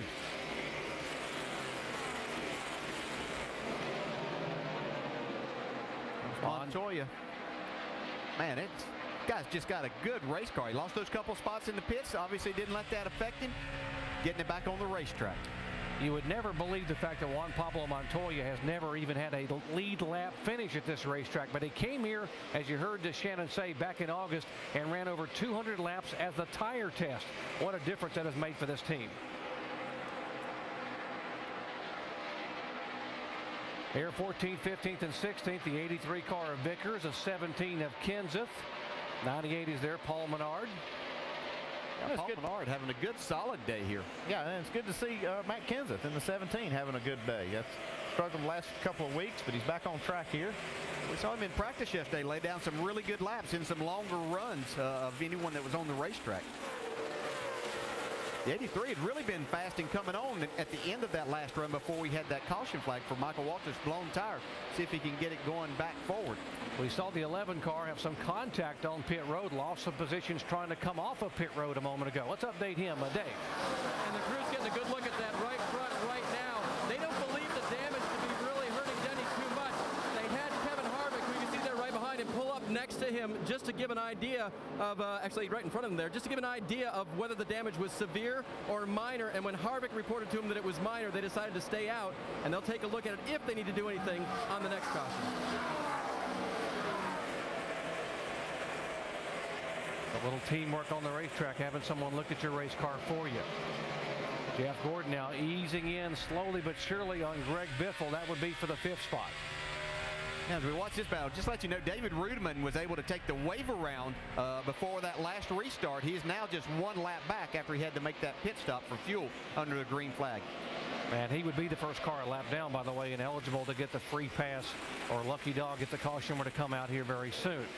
A fourth of the way through here, Dover International Speedway, 100 to 400 laps in the books. And there's the guy you were talking about a moment ago, DJ, that 5 car of Mark Martin. Yeah, he's steadily on the move. Looked like he's got his car a little bit loose right there, but able to hang on to it. He's really right on the bottom of the track, making some time. Mark Martin making his 750th career start. His first start April 5th, 1981. At North Wilkesboro Speedway. Folks, there are 9 drivers in this race today who weren't born when Martin made his first Cup start back in 1981. Kurt Busch, our leader in the 2 car. He has now led the last 44 laps, just past the 100 lap mark. Back in a moment. ESPN's coverage of the NASCAR Sprint Cup Series on ABC. Brought to you by Pepsi. Tune in before the Pepsi 500 on ABC for the premiere of Together, the Hendrick Motorsports story. Presented by Pepsi. Autotrader.com. When you search for a car on Autotrader.com, you can narrow by model, color, and price. Find the car you want at the price you want at Autotrader.com. Goodyear. Innovative technology to help you get there. And UPS. See David Reagan go head-to-head with UPS drivers in Maximum Driver at racing.ups.com. And a reminder that ESPN's Monday Night Football continues in the new Cowboy Stadium as the Carolina Panthers come to town, led by Steve Smith, to take on Tony Romo and the Cowboys. Panthers-Cowboys on ESPN's Monday Night Football at 8:30 Eastern. Coverage beginning with Monday Night Countdown, served by Applebee's at 7 Eastern Time. Just past the 1/4 point of today's second race in the chase for the Sprint Cup here at the Monster Mile, Dover International Speedway. Kurt Busch is out in front, leading Jimmy Johnson by that gap. You see there, Kurt, Jimmy, and Ryan Newman, the 3 chasers who have led in this race, and the only drivers that have led besides David Gilliland, leading a lap on an exchange of pit stops. Now, that's the chasers on the good end of the spectrum. Guys farther back in the pack. Tony Stewart in the 14 running 21st. Carl Edwards in the 99 running in 22nd spot. Stewart involved in an incident back at lap number 31, sustained some damage to the nose of his car as well as the right rear quarter panel. Yeah, the right rear quarter panel is what I'm most concerned about in Tony's car right now. They did fix this, got a pretty big dent in the right side, and we all know that these quarter panels are very, very important. It looks like it's going to be okay, but I will tell you that spot on the right rear is one of the key parts on these cars nowadays. You got to keep that thing right. Yeah, I agree 100%. And the one thing that's interesting to me, though, is the difficulty that I see that Tony's having and the rest of the cars of getting up and getting into some pack racing and also having a chance to pass. But let's go down to Vince and talk to him real quick. Vince, you got an update on Tony Stewart? Well, I think that was certainly going to be something to keep an eye on when they came in and they put the sheet metal there on the front of Tony's car. They did some damage control on the right rear quarter panel, as you guys addressed. But Tony came on the radio a few minutes ago and said the car is better since the adjustments that we've made. He's just going to ride around for a while. He knows it's a long race, but no complaints with the race car up through this point, and that's certainly a sigh of relief for this 14 team after the damage they sustained in that incident involving Joey Logano. All right, Vince, thanks. So that's the update on Tony Stewart in 21st spot. Right behind him, Carl Edwards in 22nd. On a caution flag pit stop earlier, had to replace the end plate on their back wing on the left side of that car. Yeah, it's a key thing. If they don't have that end plate, NASCAR pulls them in. They got to have it on the race. And Edwards took the time to fix it. Now, that put him in the back of the field. And that put him, he's way behind right now. He's running 22nd, like you said. Marks his way to the front, but his lap times are about 0.4 of a second slower than our leader, Kurt Busch. So they got to work hard to get this car handling better. So that's some of the championship chasers that are struggling. Meantime, you saw Juan Pablo Montoya in the 42 take third place away from Kyle Busch. And meanwhile, in front of him, Jimmy Johnson continuing to close on Kurt Busch for the #1 spot. So that's what's going on for now from the pit studio. Let's go back upstairs to Dr. Jerry Punch, Dale Jarrett, and Andy Petrie. Thank you, guys. There comes the 5-car Mark Martin, and behind him the 24-car of Jeff Gordon. Dave. He's lost 2 positions since the restart, Doc, and not happy about his race car. Listen. Wow. Jesus, that's so good. I'm on ice. Everybody else is out here on rails. I'm just completely sideways. Simple. Just keep doing the best you can. We got a long time. We'll tighten it up next stop. Sorry about that, Steve. We'll try to know about everybody else being on rails, but Jeff certainly right now not happy with that car all over the place, but still in the top 5. Or actually 6 now. Yeah, I think they're going to continue to probably chase this racetrack throughout the day as you get more rubber down on the racetrack. The sun's beating down. Things are heating up a little bit, so I think their work is going to continue quite a bit on this car. Yeah, I see this track really getting dark. I'm not so sure that we won't see that to be actually a problem of rubber buildup on the racetrack. You see just how much black there is there. This track is really laying down the rubber. That's the beginning of the race. You can see on the left, and then you see it now. Yeah, and that doesn't equate to more grip for these cars. Actually, as that rubber builds up, it creates problems in trying to get these tires to grip, so they have to do things. That's why you continue to do air pressure, track bar things to create grip for yourself. See the 9-car there, Casey Kane. They had troubles in their pit stop, and they lost 4 positions on pit road. He's now making his way back in toward the top 5. He's currently being shown in 7th position. Vince. Well, and Casey Kane admonished his crew after that pit stop. He said, come on, guys, we got to be better when we come in. Track position is so critical out on the track. You can't give up spots in pit lane. They came right back on the radio and said, that won't happen again, Casey. Start digging. The car is much better. He's one earlier that said, as Andy mentioned, it felt like the car was on 4 basketballs instead of tires, but the car is better since they came in and got 4 fresh Goodyears, and Kane is putting the pressure on Gordon and trying to work his way back into the top 5. Remember, he had been in the top 5 early in the race, running solid, and then dipped down into about the 10 through 15 range, looking much better like he had a car earlier in the race, Doc. So he moves in on the 24 car, and we'll show you what happened to the 9 car on pit road and the frustration of Casey Kane. Casey Kane has that first pit stall coming on pit road. Got a good shot here of the right side tire change from the rear, and they're having a hard time getting that right rear off. That's what cost them the time. Cost them quite a few seconds there. Definitely come off a lot easier when you got all the lug nuts off, right, Andy? Yep, I always said that's the cardinal rule right there. You have to make sure you get them all off the first time. So it takes forever to come back and get that lug nut. So Casey King making a comeback. We do want to mention, by the way, the 1 car, Martin Truex Jr., back on the racetrack. He is being shown 86 laps down. But Truex from nearby Mayetta, New Jersey, a lot of people coming to watch him race, involved in that violent 4-car crash on lap 32. He's back on the track. Our leader is Kurt Busch, 122 laps in the books. You're watching NASCAR Sprint Cup Series presented by Burger King.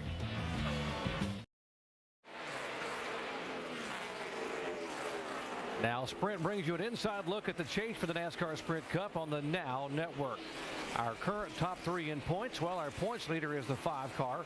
That is Mark Martin coming in second with the 48 of Jimmy Johnson. And now Kurt Busch has gained a couple of positions as of right now. He's our leader at the race. He is in 3rd.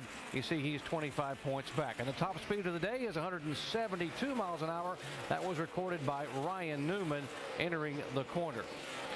For more NASCAR stats, in-car audio, and live race radio, check out NASCAR Sprint Cup Mobile at sprint.com/speed.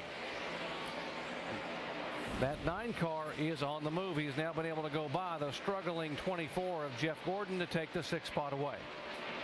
He worked on Jeff for a few laps. He ran up on his bumper, looked like he was going to get by him, and then it's like he lost the nose for a few laps and fell back about 3 or 4 car lengths, but was able to make another run and get by Jeff this time. Back up front, the 48 beginning to inch in a little bit. Now 8 of the top 10 cars right now in the race are chase contenders. The only 2 that aren't in the chase are the 4th place car of Kyle Busch and the 9th of Jamie McMurray. Yeah, really watching Jimmy Johnson search around on this racetrack. He's been to the middle of the racetrack, up to the upper side of the racetrack, trying to find out what could be fast enough to get him to Kurt Busch's bumper. I think he's working on it now. He has inched his way up there, and now Kurt Busch has caught some traffic. This might be a good time for Jimmy to take advantage of it. Yeah, just watching this, looks like the 2 cars gotten a little bit tight on the exit of the corner. Jimmy Johnson's getting a really good run off the corner. The 2's pretty much stayed married to that bottom part of the racetrack. Jimmy's been searching, and I think it's working for him. Check out Montoya. He's catching these 2 cars up front also. And he's running up on the racetrack. You can see there, he's not running right on the bottom through the middle of the corner. I think that's what one thing's impressive about Montoya too. No longer than he's been in this series, he's really good at searching around the racetrack and finding where his car is the best also. He's not afraid to change his line a little bit, make his car go faster. Shannon? And the crew's not afraid to work on that car. They started this race with the same setup that they unloaded with this weekend, and that setup was good on a green racetrack. They knew that once the track started to rubber in, they were then going to have to chase the car all day, and that's what they're planning on doing. Brian Patty said, let's expect to do track bar adjustments throughout the rest of the day, because Juan Pablo says the car keeps getting tight. But guys, lap 25 in a run, that's right about the sweet spot for Juan Pablo Montoya, because that's when his car gets really fast. And he is really fast right now, reeling in those front twosome there of Kurt Busch and Jimmy Johnson as Kurt was trying to get underneath the 78 car of Regan Smith. Now Johnson goes by, and Montoya is just a car length back. It's tire buildup, like in Martinsville, like we were talking about. We're on a little different line that's helping to tight off some. Yeah, we talked about this rubber getting laid down, and what will happen, it usually happens on the shorter tracks, but we see it happening here today, and that's a concrete surface at Martinsville also with this rubber, and it'll actually, if you get on it with the tires, it'll actually make the car skate, so you have to work around that, and you have to really be extremely careful. So that's what Jimmy Johnson was talking about and has been doing here. And we've only run 136 laps, and so there's a lot of laps to go. And that sun being on the racetrack does seem to make that rubber build up even more. I mean, the more sun you have, the more that these tires will wear and rubber right down into the racetrack. So it could be a problem before the day's over. And this will change throughout the day as we get to caution flags and the cars go around slower. They actually pick that rubber up, and it won't be as bad right after a restart, but then it starts to build back up and becomes a problem throughout a run. ABC Comedy Wednesday at 8 o'clock Eastern, 7 Central. It's the return of a comedy icon. Kelsey Grammer goes from businessman to family man in ABC's Hank. Series premiere Wednesday at 8 Eastern, 7 Central on ABC Comedy Wednesday.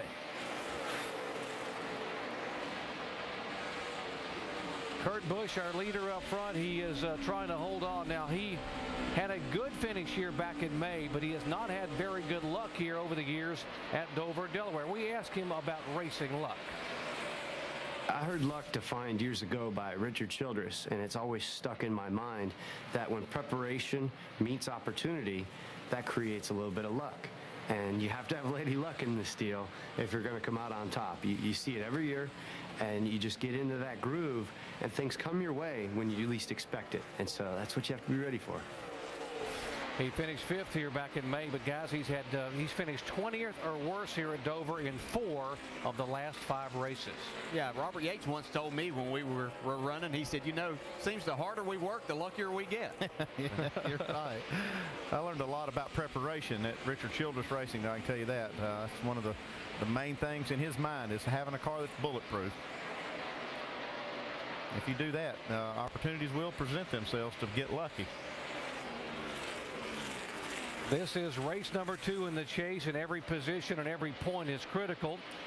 Kurt Busch has already gained a couple of positions in the point standings, and you see where the 5 car is running Mark Martin, and you see the points differential. There is Kurt Busch, the leader, He is third in the point standings, only 30 points now between him and the leader, Mark Martin. Martin being shown back in fourth position on the racetrack. About a 3-second, little over a 3.3-second differential. Kurt Busch trying to hold on and finally get some good luck here at Dover International Speedway. He's our leader. Back after this message and a word from our ABC stations.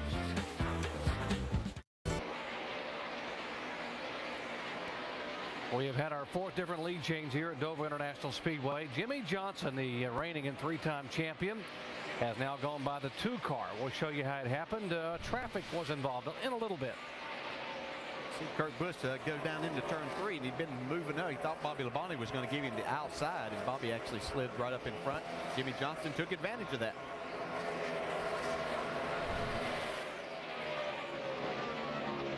'18 and 24 battling. Kyle Busch able to take a position. You heard Jeff Gordon talking about he was sideways and the car not handling well, and obviously he's gotten a little bit better. If something's happened, he's able to go back by the 18.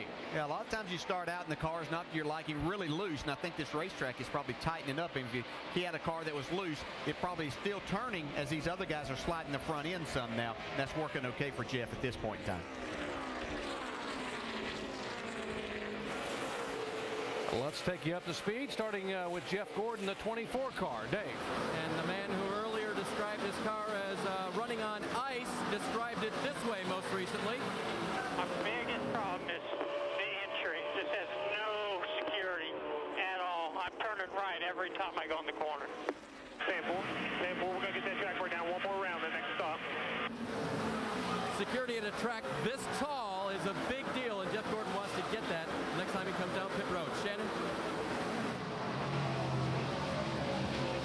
And Kyle Busch on his last pit stop, he made an air pressure adjustment in the front. He's lacking overall grip. He wants to make an air pressure adjustment in all 4 tires. And Coach Gibbs just entered the pit box. He just made his way back from Joey Logano. He's got a lot on his plate, but right now focused on the 18, Dave. Jamie, Greg Biffle has lost 6 positions since the restart.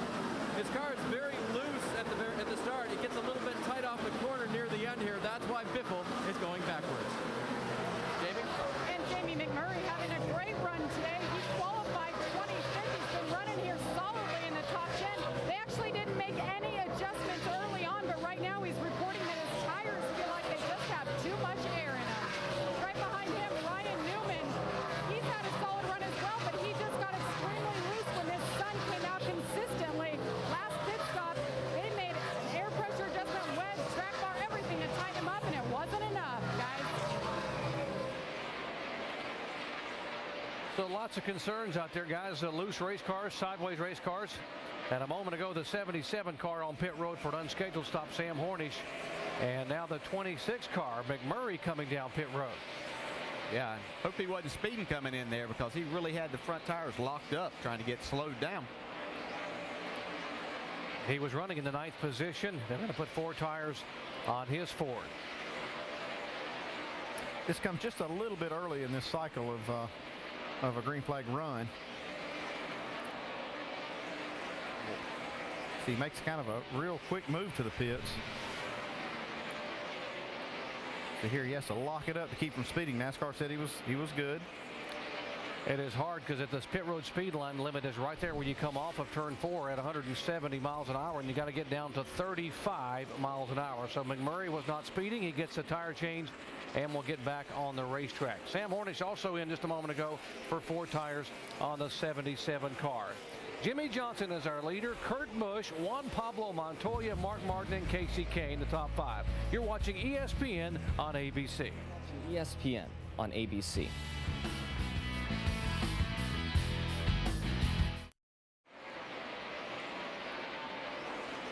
Back at Dover, Jimmy Johnson is our leader, and there is the 18 car on pit road. Damage on the right side. They certainly have had some tire issues. And we see a lot of issues. People trying to get on pit road. Jeff Burton just missed pit road trying to get in. Caution is out. There is fluid on the racetrack, we're being told, bringing out caution for the 4th time today. You see Kyle Busch coming down. Show you what happened to the 18 car just a moment ago. We've seen a number of guys come on and off pit road. The 88's been in, the 12. Now watch the 18 car, middle of the corner. You can tell he loses the right front tire there. Thought he had an issue there because he was running slower, 3 or 4 tenths of a second. We saw a little bit of smoke where the splitter was bottoming out, like he might have been losing some air in that right front. And finally let go there. Inside. He was fortunate that was at the slowest part of the racetrack, right in the center of the corner where your car slowed down and did the least amount of damage for him. You mentioned the 31 car missed pit road. He will get the free pass and get a lap back. The 00 also missed pit road a moment ago. David Rudeman. There is Jeff Burton, the winner here in this race 3 years ago. He'll be able to get a lap back and get back on the lead lap, which will put us now 20 cars on the lead lap. Just in front of him, Jimmy Johnson, our leader. Yeah, it's a bad break for Junior. He had made a green flag pit stop, and he's showing a couple laps down now. Yeah, Jamie McMurray, as we showed you, had been on pit road. He's 2 laps behind now. He'll probably stay out and get a wave around and get back to 1 lap down, but just unfortunate for those guys. David Stremme had also come in just before the caution came out. Now he's being shown 3 laps down in that 12 car in 32nd position. Here come the leaders down at 35 miles an hour. Lap 164. Vince. The 9 car of Casey Kane, he says it's hitting in the left front. They're going to put a packer in there to give him a little bit more stability. Otherwise, the car is pretty good. Casey Kane had been moving to the front. Jamie. Mark Martin said he starts loose, then it neutralizes, then it gets tight, so they're going to take a half round of the wedge out that they put in on the last stop. It's 4 tires. Shannon? Kurt Busch says that number 2 car is very good. They're just going to make a slight air pressure adjustment to try to keep up with the track. 4 tires for the 2 car. Dave. Jimmy Johnson was loose in at the beginning of the run. Tied off at the end of the run. That'll be a track bar adjustment for him. He'll get 4 fresh tires as well. Slight air pressure adjustment at the same time for Jimmy Johnson. Let's see if they can win the race off the pit road. It's going to be tight. Who is it, Doc? It looks like the 2 car beat him off, guys. It will be Kurt Busch. He will gain the spot. Jimmy Johnson losing it. Jeff Gordon up 1, Martin back. And Kenseth up a spot, putting himself in the top 10. So both the 48 car and the 5 car both saying they're loose early and tight late. There's how close it was with Kurt Busch, the Dodge, beating the Chevy of Jimmy Johnson off. Under caution for the 4th time a day here at Dover.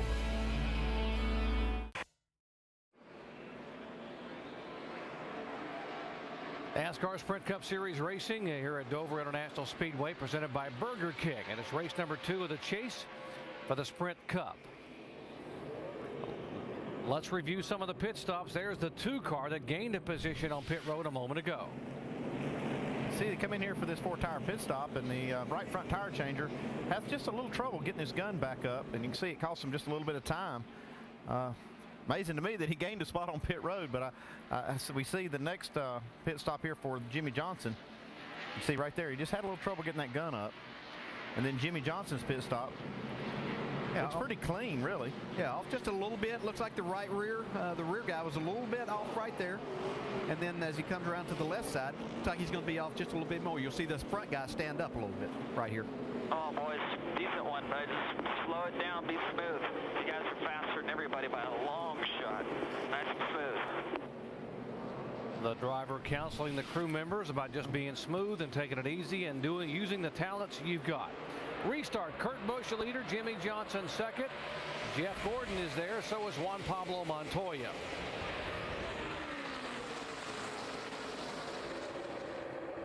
Mark Martin at the top of your screen. Casey Kane side by side as Kurt Busch now pulled by a couple of car lengths on Johnson. Here comes Ryan Newman to the high side of Mark Martin. Man, got a big run through the middle of the corner. Going to try to get the 9 car here.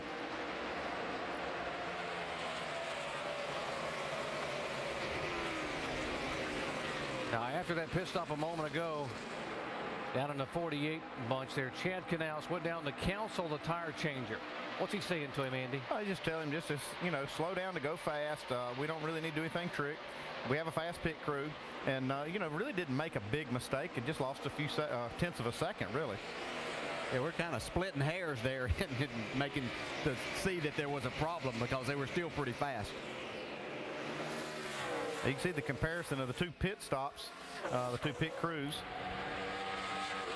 Right there, the right side, you can see where Kurt Busch lost a little bit of time. Jack's were identical, and then you can see on the left side where Kurt Busch made up a ton of time.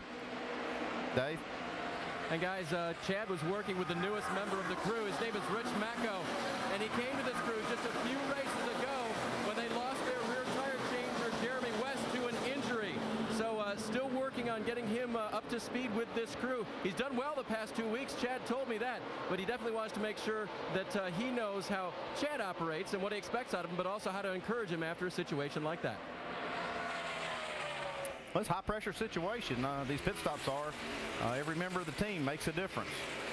And we'll see if Chad driver Jimmy Johnson can go get it back out there. Jimmy Johnson on the bottom of the racetrack couldn't hold the bottom, and now Kurt Busch pulls him again. We'll see if Johnson goes all the way down to the edge there, coming out of the corner to try to retake the lead. These two cars have been very evenly matched through most of the race. We're really seeing both grooves work. Actually, there's almost 3 grooves. You've got the bottom, the middle, and really up at the top. Here goes Mark Martin trying to take that spot back away from Casey Kane that he lost on the restart. And you're also seeing on the left side of your screen that 17 car coming into the picture. Everyone in the garage thought he might be a factor today. I know the Roush Fenway guys have struggled the last 2 or 3 months, but he was the most consistent car, talking about Matt Kenseth, in the final practice session on Saturday. You put that up with his pit crew doing a really good job. As you saw, they picked him up a spot on pit road on that last caution. And you have a good combination there. It looks like Matt has a really good car. You see on the right side of your screen, the 2 and 48 cars are just so close. Jimmy Johnson not able to get by. Keeps working on him. We see the 2 car running a higher line this time than what he was the last time. He'd been pretty much down close to the bottom for the first part of the run. And now for the first time today, we're seeing Tony Stewart become a factor. It's the highest he's been all day. He's in 11th position and trying to move in on the top 10. And Tony knows there's still over 200 laps to go if Jimmy Johnson does take the lead now from Kurt Busch. And we heard Vince say, new leader, 48. We heard Vince say that Stewart was just kind of riding. He wasn't too worried. He was running about 21st or 20th spot there. Had a good car, wasn't too worried about it. With Jimmy Johnson taking the lead on the racetrack, he also takes the lead right now in the chase standings. Take a look. He is now 5 points ahead of Mark Martin. And there they are, shuffling throughout the afternoon. Kurt Busch has gained a couple positions in the point standings, and so has the 39 car of Ryan Newman. We are less than 25 laps away from halfway. Back after this message and a word from our ABC stations.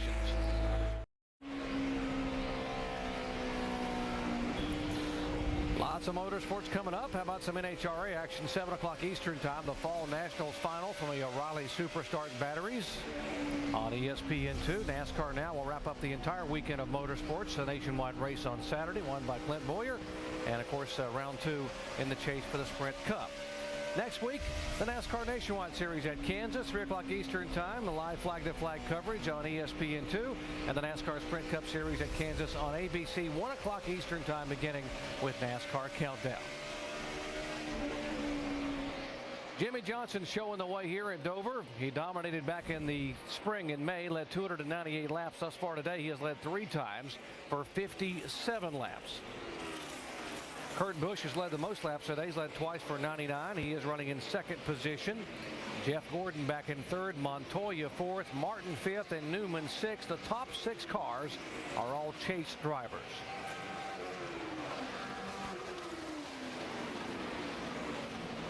Let's look at the top 5 pit crews on pit road, the last stop under caution.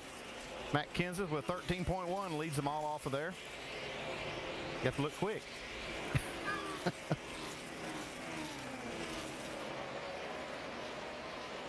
We talked about how that 17 crew has always gotten it done on pit road. And I tell you what, as good as their pit stops are, Andy, and as good as that 17 cars running, he could be a factor.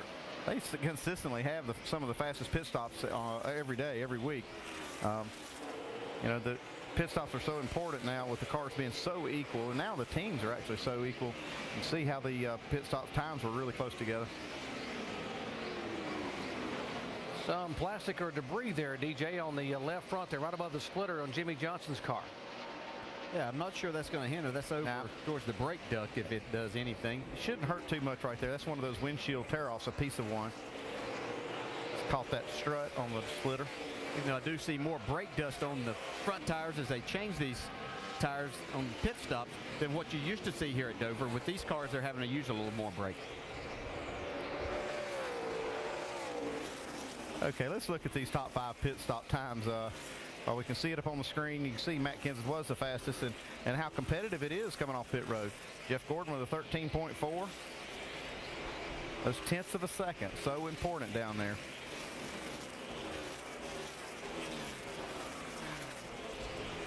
Clint Boyer was in that group. Remember, Boyer had to go to the back of the field today because of an engine change.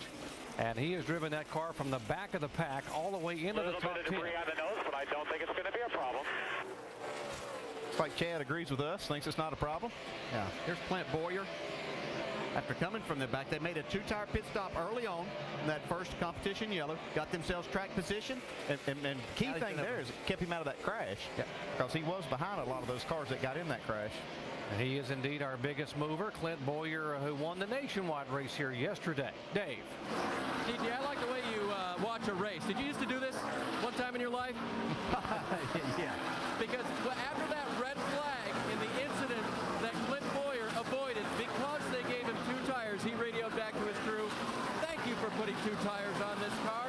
He knew that that was a huge deal, and on that round of pit stops, it took him from 28th racing position all the way up to 13th. And DJ, thanks for paying attention. Bit of a struggle for the 83 car, guys. Brian Vickers back in 17th position. He just lost a spot a moment ago to Casey Mears in the 07. Early on, Vickers looked like his car was pretty good. He got up on the high side and was being able to make some time, but that hasn't been the case over the last 2 runs. Brian, who had so much consistency in terms of top 10 finishes to be able to get that car in the chase. 7 top 10s the last 10 races. And had a heck of a comeback in New Hampshire last week after losing 19 positions because of a lug nut issue on pit road. Able to come back and finish 11th. Here is our leader on the racetrack, and that is the 48 car of Jimmy Johnson. Right now he is tied in the point standings with the 5 car, his teammate Mark Martin. 5 laps away from halfway here at Dover. We are halfway home here in the NASCAR Sprint Cup Series presented by Burger King at Dover International Speedway. Jimmy Johnson is our leader, Kurt Busch in second, and Jeff Gordon is third, Montoya fourth, and Mark Martin back in the 5th position. We see Sam Hornish, he's fighting hard to try to stay 1 lap down. Jimmy Johnson now able to get underneath. He's been able to do this for a couple of laps, but he hadn't been able to clear Sam Hornish right here. Let's take a look at the top 10 speeds as they come across the line here and right by the start-finish line.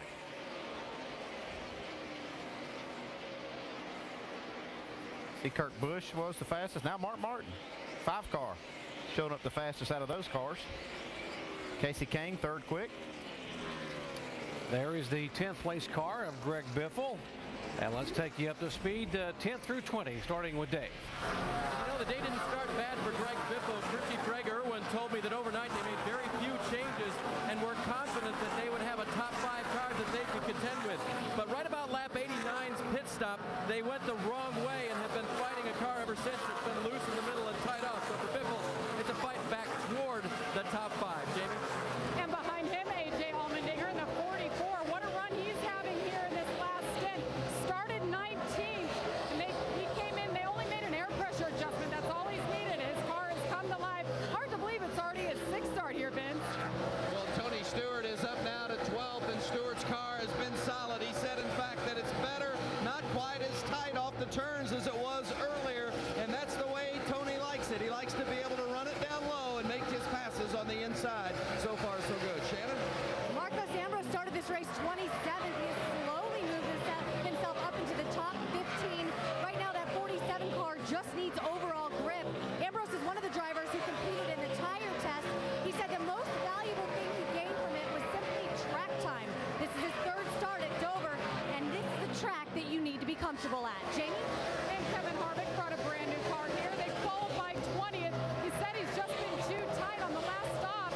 They went up on the track bar, made an air pressure adjustment, and it didn't help. And the 18 hit the wall again, guys. He has been fighting no grip all day. Yeah, he's bouncing off the wall again, and the caution will come out. Oh, man, he's hitting it again. Easy, bud. Easy, easy. Caution's out. Inside here. After the 19. Now.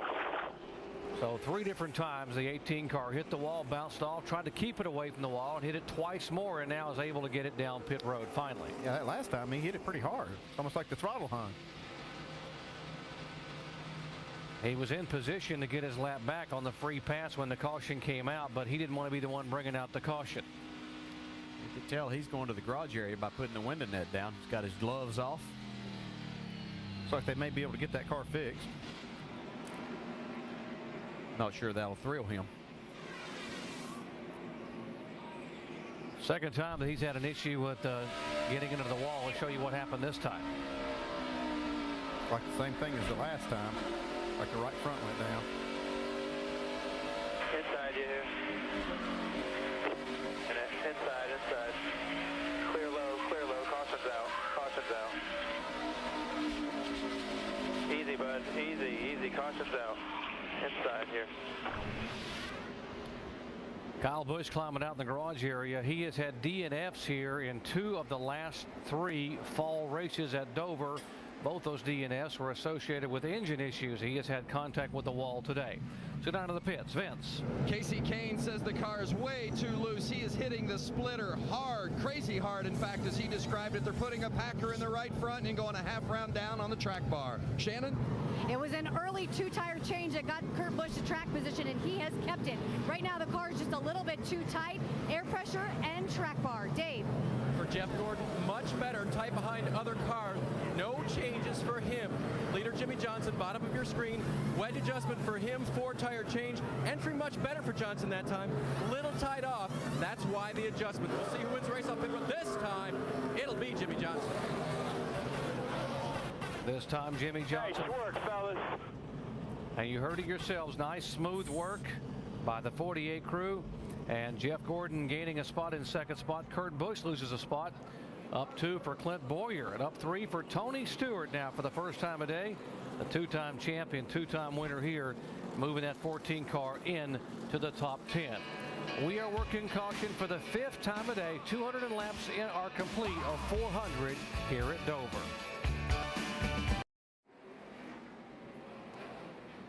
It has been an action-packed day at the Monster Mile so far. Sometimes it's green flags, other times it kicks my ass. A half full, half empty glass, don't matter either way. Certainly the highlight of the day, at least visually, the crash for Joey Logano back at lap 32 that saw his car somersault 8 times in turns 3 and 4 of this Monster Mile. Fortunately, the 19-year-old climbing out of that car and okay, though his is one of a number of cars that are out of this race. Attrition has been somewhat heavy here at Dover. The fight for the lead, well, it's pretty much for the last stretch of the day been a 2-man race between Kurt Busch and Jimmy Johnson. Now, after a set of pit stops, Jeff Gordon is between them as we get set for the restart with what will be 189 laps to go. Dr. Punch. Thank you, Alan. A couple of teammates who are both 4-time winners here at Dover. Jimmy Johnson and Jeff Gordon will line up side by side. Johnson has now led 81 laps. Jeff Gordon is yet to lead a lap today. Neither has Mark Martin or Montoya, who are back in 4th and 5th spot.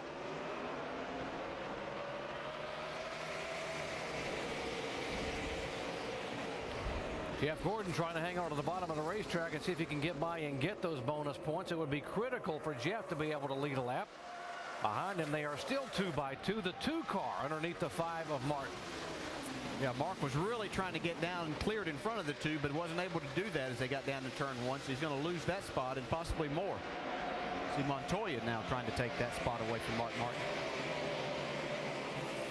Matt Kenseth is there in the 17 car. The 44 car is there. A.J. Allmendinger, the 33 from the back of the pack. Clint Boyer.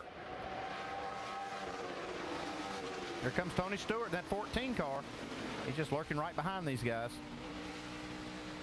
Finally in the top 10 here for the first time today after being involved in that incident and having to have some repair back on lap 32. You can see right behind Tony is Marcus Ambrose, having a really good run here today. He's in that 11th spot as we ride along with him out of turn 2. Getting a little pressure from Casey Kane. Ambrose is. There's the 99 car of Carl Edwards, who just got passed by his teammate in the 16 car, Greg Biffle. That's for 15th position. That's certainly not what Carl Edwards and Greg Biffle had in mind when they came to a racetrack that's been really good to them over the years. Getting a little bit of cloud cover over the racetrack right now. See, it's shaded. Could change the track conditions some. The 83 and 11, and trying to get by the 31 on the outside. That is for position. That's 18th, 19th, and 20th. 98 car is there. That is Paul Menard. He's in 17th position. We mentioned the 31 car of Jeff Burton is there. 77 car had come on pit road and made an unscheduled stop when then the caution came out. So Sam Hornick's being shown 2 laps down in 24th position. Yeah, and Sam Hornick is going to run more miles than anybody else here today because he's running as higher, a lane higher than anybody else on this racetrack. I thought he was going to Wilmington, Delaware that last lap. Making it work pretty well, though. See Dale Earnhardt Jr. coming into your picture there. He started 24th today. His number 88 car being shown 22nd. Now he is the first car a lap down as we have 21 cars on the lead lap. Yeah, he made that unscheduled green flag stop, and the caution came out just after the stop, so he's trying to work his way back into contention. Another caution flag will put him back on the lead lap. Yeah, it's one of those times as a driver you're sitting there trying to decide if you want to say, man, I'd like to see a caution, because most of the time if you ask for one of those, you might be involved in it, so you're a little hesitant to do that. But that would benefit Junior right now, certainly. And you're trying to move up, and he would be in position, as we said, to get that lap back. But he's trying to move up on the racetrack as he eases in on the 11 car. Up front, Jimmy Johnson as our leader. He has pulled away to about a 1.1 second margin over the 24 car of Jeff Gordon. Kurt Busch is there, Montoya, Martin Kenseth, and there's the 33 car of Clint Boyer in 7th spot. Dave. And Doctor, talking to Clint Boyer just before the race started today, he told me he thought they could drive from the back, but he figured it would be a lot of work. Listen to his radio just recently. Should be farther along, and then, maybe it's a damn workout, I'm telling you. Oh. I was going to ask you if you just get tired. Maybe it'll be a little bit tighter. Working my ass off in here. Had 4 on working hard in there. We appreciate you. Driving hard at this racetrack, and DJ, can you tell us what it's like to handle a loose race car around Dover all day? I don't know if I can give it a good enough explanation, but I can tell you it is a workout, just like Clint Boyer said. This is a tough racetrack physically, and when your car is on the edge, you have a little bit tighter grip on the steering wheel. You're having to be able to catch this thing at any moment. So he's doing a great job, but it will wear you out physically and mentally throughout 400 miles here today. And it used to be 500 miles before they dropped it down to 400 in the late 90s. Yeah, or 24 hours, whichever came first. There is Ryan Newman back behind the 33 car. Ryan Newman back in 8th position. Behind him will be the 44 of A.J. Allmendinger. We mentioned Allmendinger. He was one of the drivers that actually did the tire test here. And it's just amazing how coming here and testing this tire and getting some extra track time can make a difference for a driver. Especially when you have no testing this day and time. You know, those tire tests are very important. Well, that's the key thing. I mean, you don't run the tire necessarily that they bring back, but just getting laps on the racetrack with the rules the way they are, testing at any of the tracks we race on, just getting laps on the racetrack is going to be a benefit. Yeah, especially for a young driver that doesn't have a lot of those laps, just like you said, Andy. Allmendinger and Marcus Ambrose were the 2 guys who ran the tire test for the Toyota camp, and both of those guys are running in the top 11. Here's a guy that was the Chevy test driver, the 48 car, Jimmy Johnson, as if he needed a little more help here at Dover, Delaware. He is our leader and has now led 3 times for 95 laps. Back to Dover after this message and a word from our ABC station.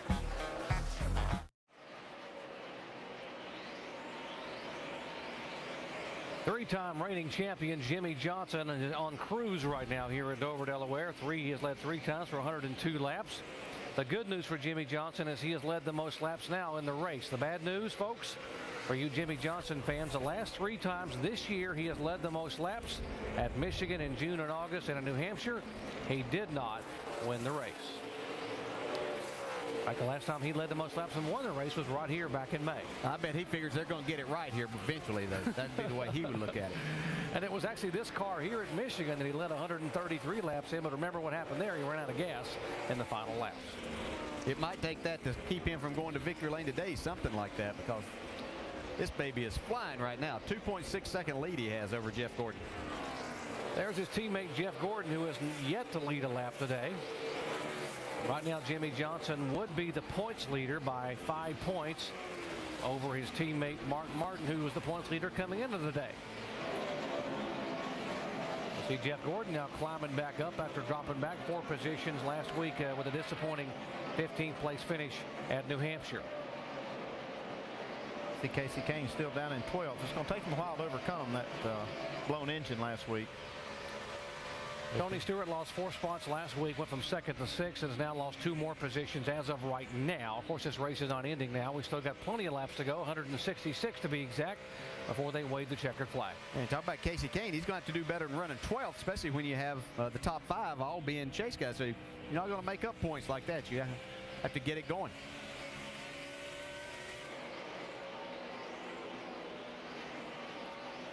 Right now, there are 21 cars on the lead lap. The first car lap down would be Dale Earnhardt Jr., so if we were to get a caution flag, he would be able to get back on the lead lap. There's a differential of 2.5 seconds between Jimmy Johnson and Jeff Gordon. And you see there comes the 12th place car of Casey Kane. Now, a week ago, Casey Kane was at New Hampshire on a lap 66. They erupted an engine. They broke a crank there, so he finished 38th. And he slid all the way back to 12th, the final spot. Lost 7 positions in the point standings for the chase. Now, folks, it has been done in the past. In the 2006 chase, Jimmy Johnson finished 39th in the first race and didn't have a top 10 finish until race number 5, and still came back and won the championship. But it is still right now an uphill battle for this 9 team. Vince. Well, and Casey said as much this week, saying that they know they're in a hole, but what do? You just got to come out every week. It's a different week. It's a different race. It's a different challenge. You got to give it your best. And he believes that everybody from top to bottom that comes to the racetrack every weekend does that. They had a really good car through about the first third of this race, but around the halfway point, it became much more difficult to handle, much too loose for his liking, and Casey doesn't quite have the car he had earlier in the race, and that's why we're not seeing him in the top 5 like we did earlier. Right behind him, thank you, Vince, is the 29 and the 07, a couple of teammates, and they're running 13th and 14th, Kevin Harvick and Casey Mears. It was announced this week, by the way, the sponsor going away from the 07 for next year, and a lot of speculation about whether that car will return. I know Richard Childress is wanting to keep a 4-car team and working hard on replacing that sponsorship. Yeah, he would like to make that happen. He's working hard to do that, and for sponsorship, difficult to come by, but it is a much better day for Richard Childress Racing today. They have all 4 cars in the top 19. The top 19 is Jeff Burton's in that 19th spot right now, so looks like they getting the car, the competition side of it, much better than what they were earlier in the year. And a couple of the Roush Fenway teammates. These are the 2 guys that are actually in the chase. Biffle and Edwards running in 15th and 16th position. Yeah, but Biffle's not as good as he was earlier. We saw him in the top 5 early in the race, and he's kind of just slipped back as we go here. And we have got some, like I said, some cloud cover that came over earlier. I don't know if that's changed the track and kind of gone away from them or not, but see over there to your right, Kyle Busch walking away from his car, or actually walking towards his car. They're trying to fix it from that crash when they blew that right front tire. Had a couple of different crashes. The latest involved 3 impacts with the wall, and they're trying to get it repaired and get him back on the racetrack. Let's update the 18. Jamie. Well, Kyle Busch complained the entire race that he was lacking grip overall. That's what led to him hitting the wall not once, but 2 to 4 times. Now Kyle has come back out. He talked to Steve Addington. They said there's no suspension damage. Car should be good as he waits a couple more moments to head back out. He is not in the chase, Jamie, but he was 13th in the point standings coming into this race. He has now lost a spot back to 14th as the 17 car of Matt Kenseth on the racetrack, now running in 6th spot, has moved ahead of him. Jimmy Johnson working some traffic there. McMurray on the bottom of the track, and David Reagan up high. The Roush teammates, they're kind of blocking the way. Jimmy threads the needle, though. Yeah, he's so fast, they're not going to hold him up for long because he can really put this car about anywhere that he needs to. Jamie McMurray had been on and off pit road. He had a problem, I think, with the rear sway bar. He now is showing 4 laps down in 29th. He had been running in the top 12.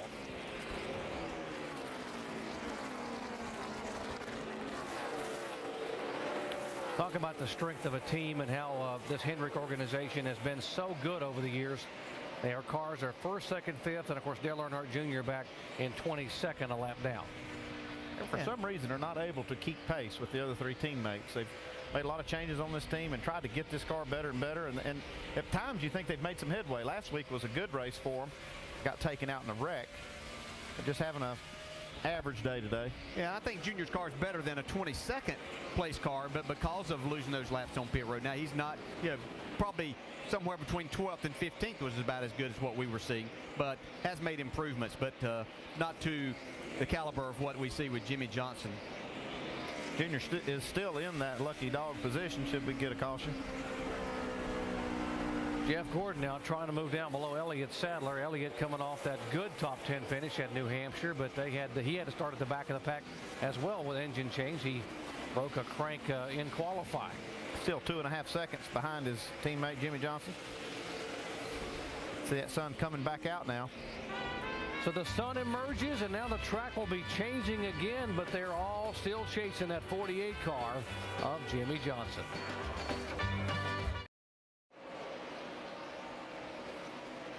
Jimmy Johnson currently leading the NASCAR Sprint Cup Series here, presented by Burger King at Dover International Speedway. And just a moment ago, Jimmy Johnson put the 11 car of Denny Hamlin a lap down. Let's go in and check on the 11 car with Dave. And Doc, the 20th position where Denny Hamlin is running is still better than he's finished the last 4 races here, but they have struggled with that car today. It was plowing midway through the race, and so they took what they called a big swing at the car. The last pit stop, they put the track bar down and removed spring rubbers from both rear springs, and they fixed the type problem. It is now extremely loose, and unfortunately it is slow, and Jimmy Johnson is very fast, so he's off the lead lap, struggling, just hovering around the top 20. Wow, DJ, he'd come in here with so much momentum coming off the win at Richmond, the 2nd place finish at New Hampshire, and 7 consecutive top 10 finishes coming to a track that he said he really has a problem at. Yeah, he came in with momentum, but a lot of trepidation also, because he just said this has been their nemesis over the last few years. They just can't get a good finish, even when they have a good car. And today, they obviously are struggling with their setup. Still working on the 18 car of Kyle Busch, who's been in the garage area after having contact with the wall. Got Jamie McMurray and Reed Sorensen on pit road. We're hearing a tire rub was on the 43 car, who had been involved in an incident back on lap 32. 26 has been one of the first cars on the pit road throughout the day. I don't know if they're having some type of issue with fuel or if it's a tire situation that Jamie starts feeling something and gets to pit road. Andy, we're hearing the leaders, this guy and others up front should be coming in around lap 290. But in a 400 lap race, that's still going to give them one more stop, right? Oh yeah, it's going to be at least one more after this one. Actually, maybe 2 more. Depends on how this thing works out as far as caution flags. We talk about how good Jimmy Johnson has been in the last 3 years in the chase. He is the only driver who can make NASCAR history this year by winning 4 consecutive championships. We talk about former champions, the 14 now. Tony Stewart, the 2-time champion, on the move, starting to pick up some positions. I really like the way he's been doing this. He's been really just kind of easing around there, not really making any big, bold moves. And, yeah, you turn around and he's gained 2 more spots. Vince? That's exactly right, Andy. Just been very patient, and on the radio, not really saying much. He said the car was pretty good. It's a little bit tight if there's any complaint at all. But otherwise, he feels like the car's good. They know it's a long race. He's just slowly been making his way toward the front. You know, when I visited with Darian Grubb before the race today, he was very confident that they had a car that could be a contender. Not done yet with the 14.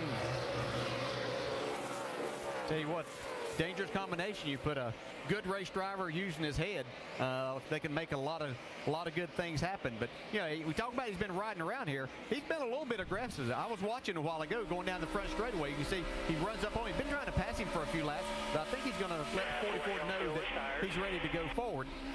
So he gives AJ a little bit of a shot. And the inside. I've already got damage on the nose. I'll just use it up a little more here. Time to go. His patience wearing thin a little bit there. Smoke.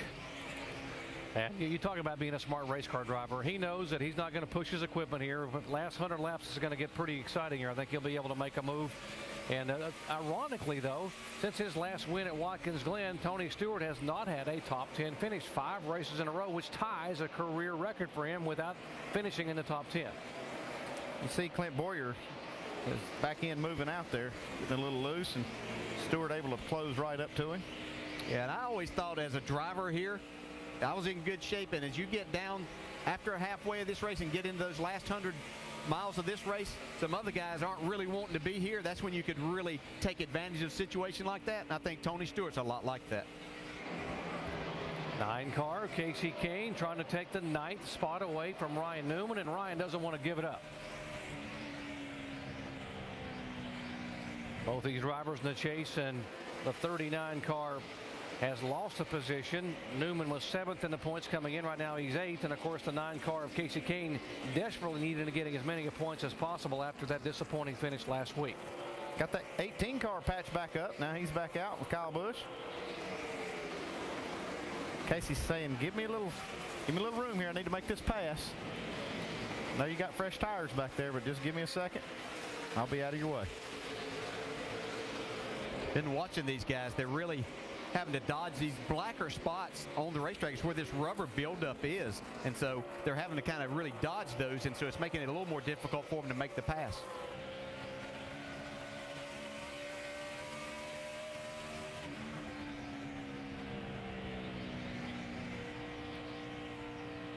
Now Kyle Busch able to go on the inside and get by there.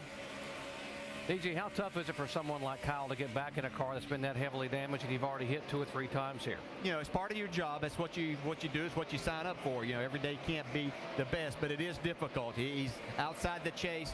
They've had problems with either the tires blowing out or something rubbing to create a problem like that. So he really doesn't want to be there, but yeah, that's what you have to do. You have to get out there and make the most points that you possibly can. Jimmy Johnson, our leader, and he is starting to put more and more cars a lap down. He's moving in back in on the 88 car of Dale Earnhardt Jr. And not far in front of him is the 83 car, one of our chase contenders. There is the 83 car of Brian Vickers. 132 laps to go here at Dover, Delaware. We have had 6 lead changes among 4 different drivers. Jimmy Johnson trying to become the 10th driver to sweep both events here at Dover. You're watching ESPN on ABC.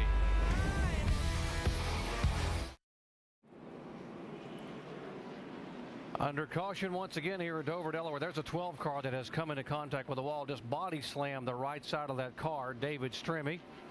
And the big beneficiary of this caution flag will be the 83 car of Brian Vickers, who will get the free pass and be able to get back on the lead lap.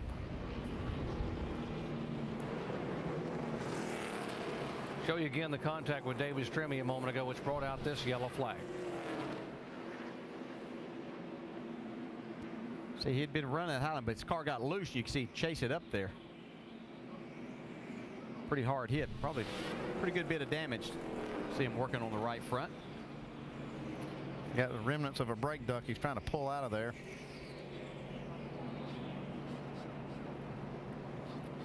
Leaders should be on pit road here. They'll still have to make probably 2 more stops. Yeah, they'll definitely have to make this stop and 1 more. It's going to be almost impossible for them to make it on 1 more stop, even if this caution didn't come out, but this changes it up a little bit. Pit road is open. See the green flag waving. Jimmy Johnson will come down and lead the others. There's Jeff Gordon, Kurt Busch, Montoya, Martin as they head down for their next stop. Vince Welch. Doc, you mentioned earlier Tony Stewart with 5 straight finishes of 10th or worse, and they feel like they've had some good cars, just some bad breaks. They've got another good car today, and indicative of that, no changes with this car, just 4 tires and fuel for Tony Stewart. Shannon? Vince, as the track is rubbered up, the handling of this number 2 car for Kurt Busch has really gone the wrong way. So they're going to make a track bar and an air pressure adjustment for Kurt Busch. 4 tires. Dave? Second place, Jeff Gordon debated with his crew chief what to do. They were thinking nothing. The car didn't tighten up too much, just a little bit loose off. For Jimmy Johnson, the leader, he comes down pit road. He will get a chassis adjustment. His car just a little bit loose in the center, and he asked his crew to go 9/10, did crew chief Chad Knaus. Slow down to go fast, and they win the race off pit road. So Jimmy Johnson will retain the lead. Jeff Gordon coming off in second. Basically the way they came on pit road. Kurt Busch is third. Montoya fourth. As we are under caution now for the 6th time today.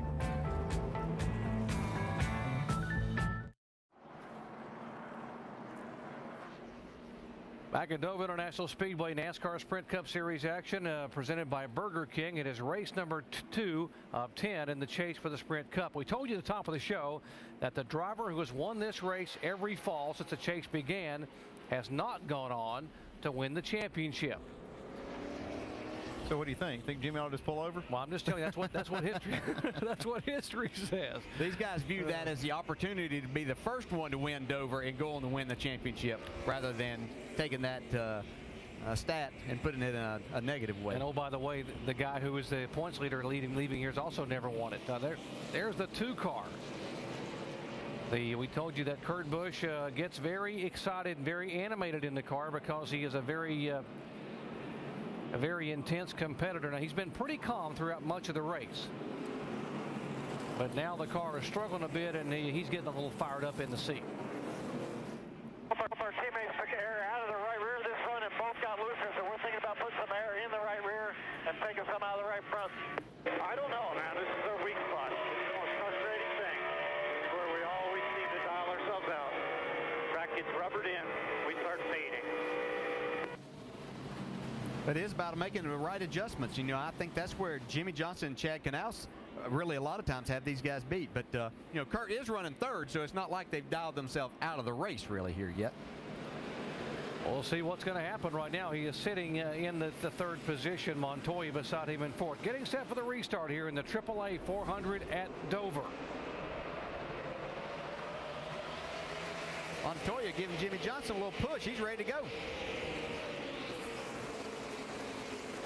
Matt Kenseth. Now Montoya backs up a little bit, gets a little squiggly there coming out of the corner, and Kenseth has to back off. Everybody's a little bit squirrely off turn 2. Montoya gets a good run, though. Running third, trying to hold off Kurt Busch, and Matt Kenseth, though, it's getting tight. Yeah, this rubber buildup's really creating problems for these guys, especially when you're in a pack like this. It's hard to really see that. So as a driver, you know where it's at, but you don't know exactly if you're driving over it or around it in some of these cases. Here goes Tony Stewart.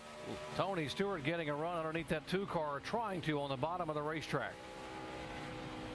One thing I'm seeing, this rubber buildup after a caution flag, it looks like the cars will pick it back up and kind of pull it off the racetrack, and you see pieces of rubber flying on these restarts. So I think they're just struggling for grip those first few laps.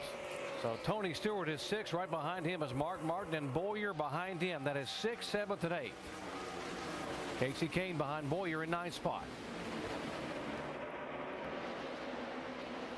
Casey Mears in the 07. There's a 29. They're 14th, 15th, and 16th. The 99 is Edwards.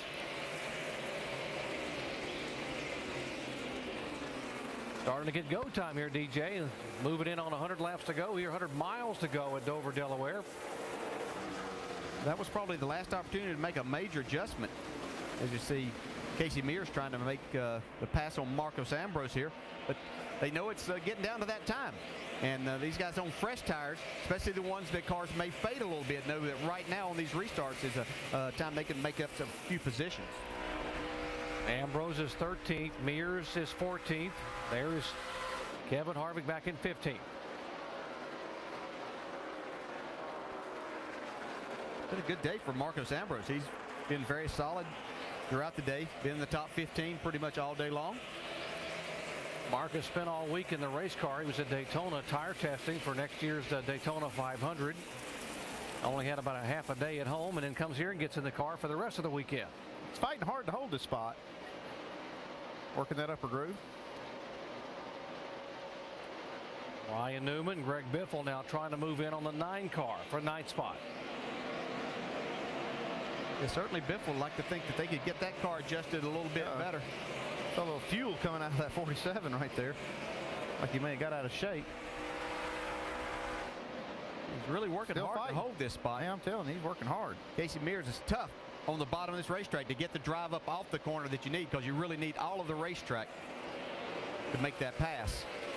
Hard to believe this is just the first full year for Marcos Ambrose in a NASCAR Sprint Cup car. He has made a lot of headway in just one full season with all these veteran drivers. Looks like Casey Mears is going to get that spot. Show you the contact a moment ago with the 07 and the 47. Yeah, you can see Marcus comes down across the track a little bit. Casey had that spot covered. Just a little bit of contact, but no harm done. And you see that fuel coming out the overflow. That's because the fuel cell and fuel tank is completely full, and when he did that rock and move back and forth, it kind of purges a little bit of fuel. Let's update the 47. Shannon. Well, Marcos Ambrose has been struggling with grip all day, but you wouldn't be able to tell by his run. I mean, he's been hanging in the top 15 all day long. Like I said, he was one of the drivers competing in that tire test. Just some extra laps has really helped him out. After all, this is only his 3rd start here at Dover. But, you know, this track is compared to Bristol, and Marcos had a great run at Bristol earlier this season. Yeah, he finished 3rd at Bristol. He ran in the top 5. What impressed me most, he ran in the top 5 all night at Bristol, Tennessee. Didn't look into that 3rd place finish at all. He was a very competitive car.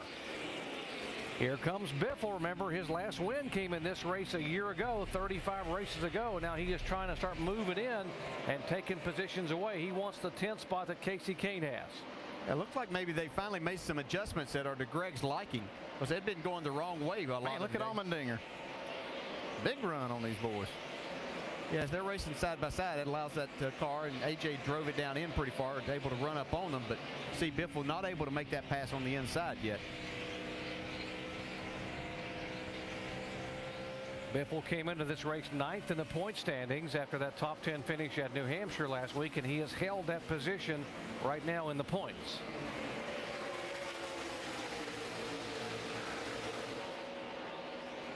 Very solid, but we've talked before, when these drivers get to their favorite racetrack and where they normally do well at, they need to capitalize on those days and make the most of those points-wise. Whenever you come to a place that you normally do well and you struggle to run in the top 10, then that can take the team down a little bit, because you realize that there are going to be days when you're not so good. You know, Greg Biffle and Carl Edwards both said because they like this track so much, this is a track where the driver, the driver, can make a difference. I mean, is this really a driver's type track? There's no doubt this is a driver's track. You have to be on your game right here, ready to hang it out, and to go fast here. I mean, it's an exciting lap, even in race trim like this right here. So, yes, you can make a big difference as a driver. You have to have a car. We've seen as these guys get off a little bit, their car goes backwards, but the driver can make a big part and has a big hand in how well you do. See Mark Martin going by Tony Stewart for that 6th spot. Mark Martin back on his way toward the front. He has not led a lap today. Neither has Tony Stewart. In fact, this is the highest of Tony. Had actually been up in the top 5 once before, but now Martin moving back toward the top 5. Yeah, Mark's car still a little bit of a struggle on the restarts, but man, after about 15 laps, it looks like it really comes on. Well, the other thing is he probably looked at his watch and says, we're getting close to 100 laps to go, boys. Time to pick it up. We talk about Mark being 50 years of age and the oldest driver ever to make the chase. And Harry Gant won this race twice at the age of 51 and 52, so it's been done by an older man. I would be surprised to see Mark break that record, though. He's probably going to race another 10 years. We can only hope. Currently showing 17 cars on the lead lap. Jimmy Johnson is our leader, and Johnson has led 3 times today for 164 laps. In the 2nd spot, there's a 24 car of Jeff Gordon. Let's check in with his crew chief, Steve Letarte. Dave. Jeff Gordon's teammate setting the standard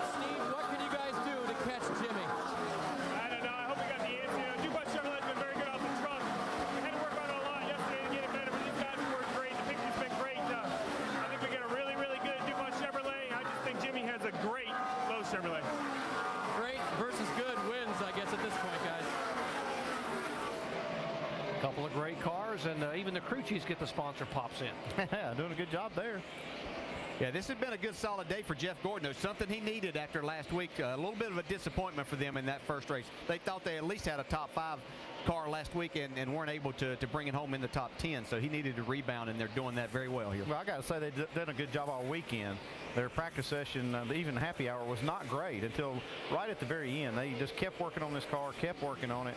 And then overnight, they probably shared some notes and got this car very, very competitive today. And it's a testament to how well these teams work together. I'll tell you right now, don't put it past Jeff Gordon to not be showing Jimmy Johnson everything he's got right now. They still have to make one more pit stop. He doesn't want Jimmy Johnson to think he needs to work on his race car. Oh, they wouldn't do that, would they, DJ? Yeah, it's been done to me before. I'm speaking from experience. Looks like Mark Martin's going to work on Kurt Busch right here. Another Hendrick car, a 5 of Mark Martin, and you heard what Kurt Busch had to say about what was going on with his car and how it was becoming a handful here in the final laps. Yeah, let's talk about a handful. Kurt Busch has got a handful of that too, car.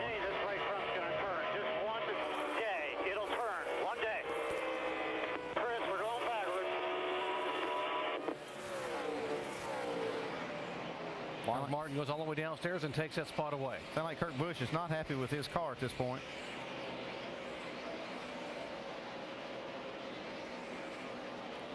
In front of the 5 car will be the 17 car of Matt Kenseth, and we talk about teams that have struggled this year. Kenseth would be at or near the top of the list after winning the first 2 races of the year. That 17 car finished dead last at Las Vegas, 43rd, and things started to go downhill. Then they missed the chase for the first time in his career. Jamie. It's been a tough couple of months for this team, no doubt. Drew Blickensderfer, his crew chief, told me this morning, though, because they're not in the chase, they can gamble a little bit. They're on a completely different setup than the other Roush Fenway drivers, and he said, this is the best car we have had in 3 months.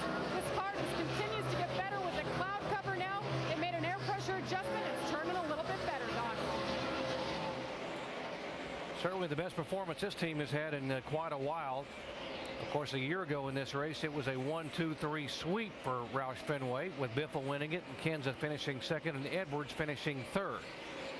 Yeah, here's still that battle between Ryan Newman and Casey Kane and Greg Biffle, and been watching this quite a bit. And Biffle runs right up to Casey Kane, can even get to the inside as we saw a while ago. But every time he does, it looks like maybe he gets loose out of the corner, and then he'll drop back 4 or 5 car lengths. But he's done this about 3 times to make that pass and keep that speed up.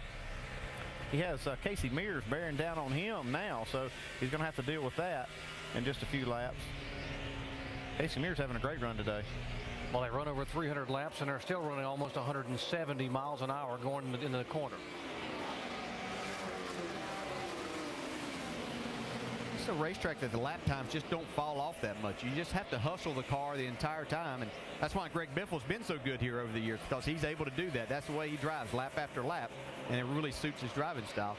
But he can't hustle this thing by the 9 of Casey King right now.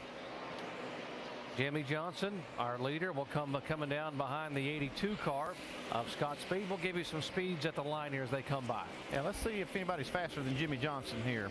Well, Jeff Gordon is. And Montoya the fastest there.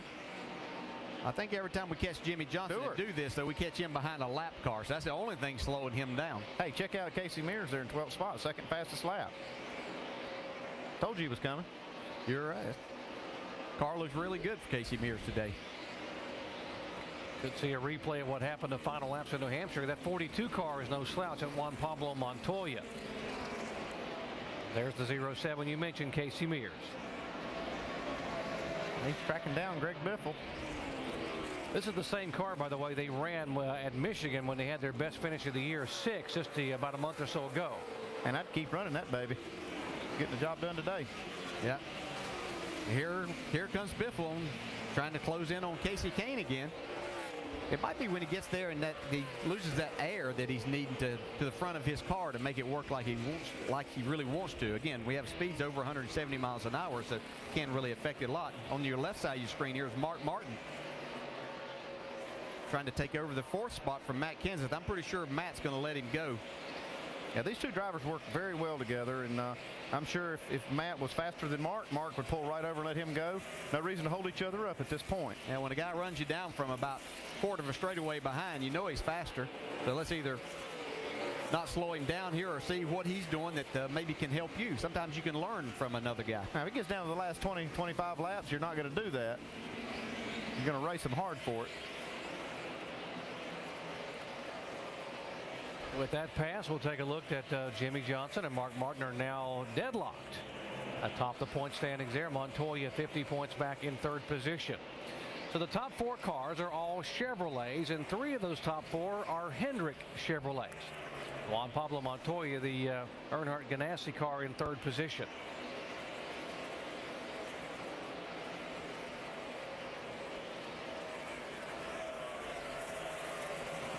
So Mark Martin trying to reel in the 42 car of Montoya, who's in third position. Let's talk with the crew chief for the 42, Brian Patty.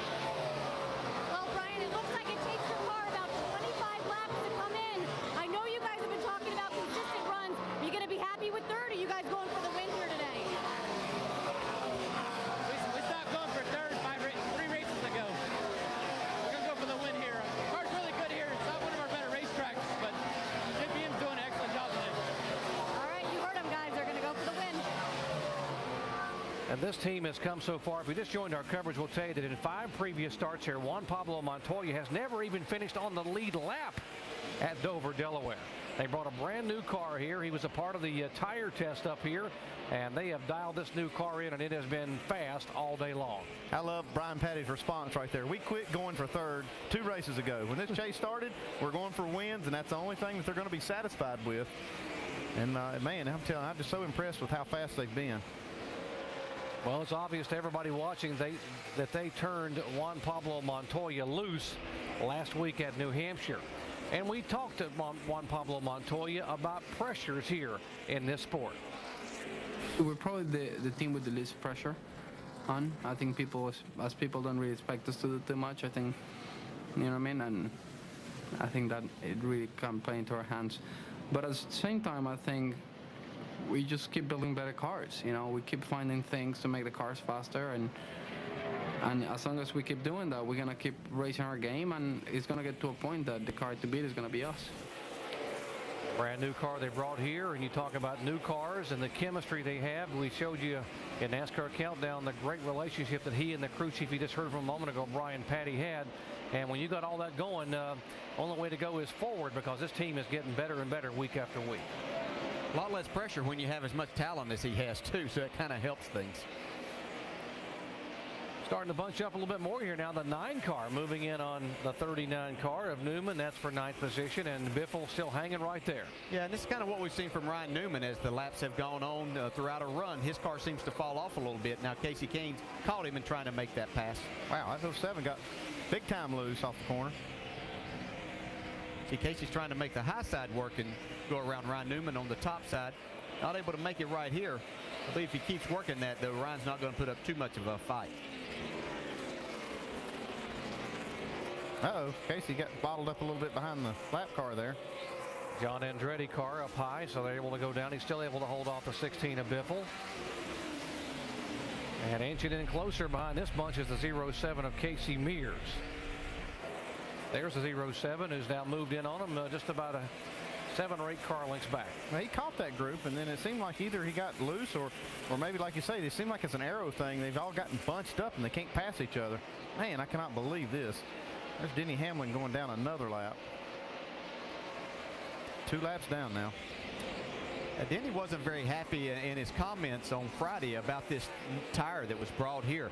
I think what I took from his comments were they've worked really hard to make their cars turn with the less stagger, and this tire has more stagger than to help other teams maybe with that situation, and it wasn't a situation that Denny particularly liked the way that it felt with him, and obviously is showing up here today.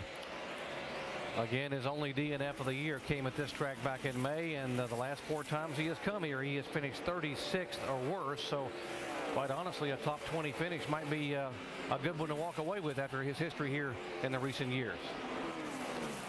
Still not going to be good for his championship drive here with just 10 races in the chase. You can't afford really to have a bad race. Hamlin now being shown 2 laps down in the 20th position. There's Jeff Gordon in 2nd spot, and he is a little over 2 seconds behind his teammate Jimmy Johnson. Yeah, still very solid. This car's running about the same lap times. But here, back to Casey Kane, still trying to get around Ryan Newman. Normally we'd see Casey Kane being one of those guys that'd be on the very top of the racetrack, but he's really wanting to run the bottom and get by Ryan Newman because that's where his car seems to be working the best. Ryan's still just fast enough to keep him behind. They're running fairly good lap times too. It's not like they're off the pace by any means, or like Newman's not holding him up. I think they're just very closely matched here. I bet when Ryan Newman drives to the airport later today, he's going to look in his mirror and think he sees that 9 car behind him. He's been back there for about 45 minutes. I'll bring up one thing. I don't know, as I watch these cars, it looks like Casey Kane's car is really good through the corners. He is running the older Dodge engine that, by what they say, doesn't have quite as much horsepower, so that may be keeping him from getting off the corner and down the straightaway and making this pass. I saw one of the restarts early in the race where the 9 car just got killed getting up to speed, which is usually a sign of how much power you've got. I always like to watch the restarts and see how your car compares to other cars when you don't really put handling into play. It's just like a drag race when you take off. You were talking about up to speed. Why don't we take everybody up to speed, starting with Jimmy Johnson, our leader, and Dave Burns.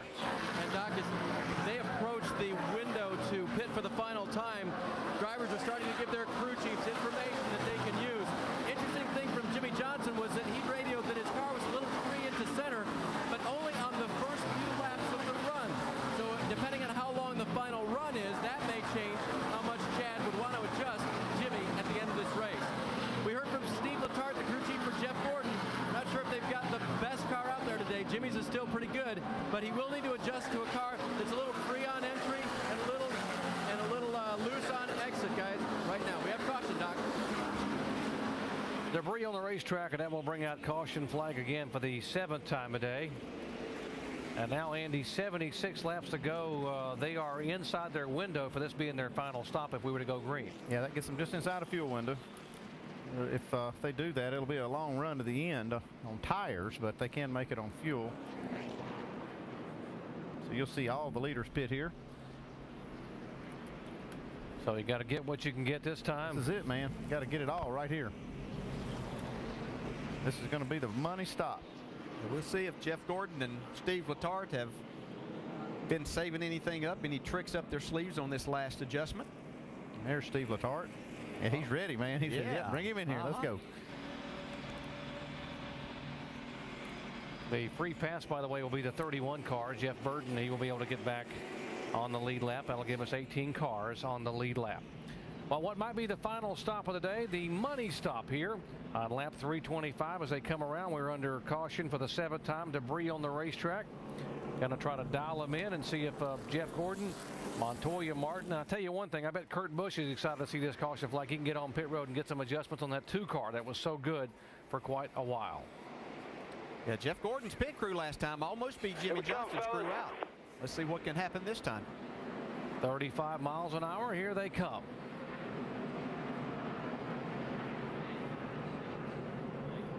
Let's go down to Jamie Little.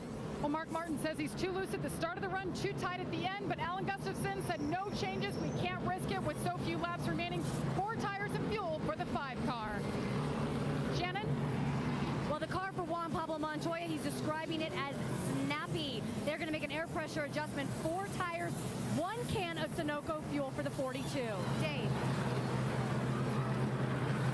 Jeff Gordon's crew going to work on his car now. There will be just an air pressure adjustment for Jeff. As for Jimmy Johnson, the leader, just a quarter turn down on the track bar. A little bit of a longer stop. 4 tires Sunoco fuel for Johnson, and he will lead them off pit road again, guys. The crew is really picked up for Jimmy. Jimmy Johnson's crew getting it done. The big loser there was the 24 car of Jeff Gordon. Man, that's what you don't want. This pit stop was the money stop. Lost a ton of positions right there coming off the pit road. Yeah, he's going to come out 7th after going in 2nd. Make a big difference in how he has to drive this next segment. Mark Martin sitting right there in 2nd spot. And Matt Kenseth, that crew right there is flat getting it done on pit road today. Tony Stewart came out in 5th. Montoya's 4th.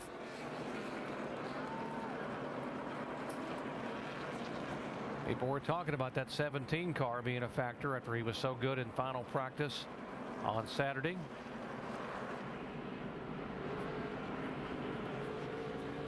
There is Matt Kenseth in the 17 car. The last 5 years in a row, at least one race here at Dover has been won by a Roush Fenway car. And they didn't win back in May, so their only option to keep that string alive is if somebody, if Kenseth would win this one here today. Talk about the money stop. This is it right here. Let's see who was the fastest cruise off pit road. That 17 cars had some of the fastest pit stops. We're going to try to get together the times on the pit stop so we can see it. While we have a break, why don't we visit with our in-race reporter, Tony Stewart, right now, who's being shown in the 5th position. Tony, Dale Jarrett, you got me? Yeah, man. Well, it looks like you've taken this car and moved it back towards the front. Have you got enough to get up to Jimmy Johnson?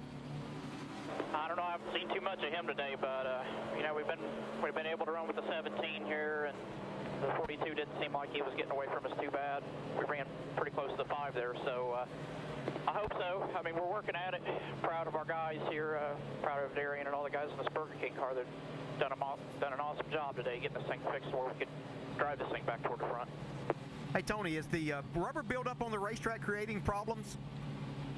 I don't believe so. I mean, it's kind of similar to what we have at Bristol on the exits right on the bottom there. So it's not, you know where it's at, and you just try to straddle it, but it's not I wouldn't say it's a huge issue. It picks it up here on the cautions, and we get it laid back down right after we go back to green. All right, Smoke, thanks for talking. Good luck. So he didn't think like he had too much for that 48 car up front for Jimmy Johnson. But he thought he could hang with the 17 car. Well, he made some adjustments. We heard him talking about air pressure adjustments, so we'll see what they got. Less than 75 laps ago here to the checkered flag at Dover.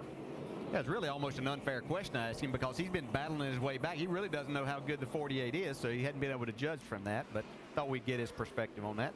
He may have a little bit more than he's telling us anyway. Yeah, he can see Jimmy Johnson now.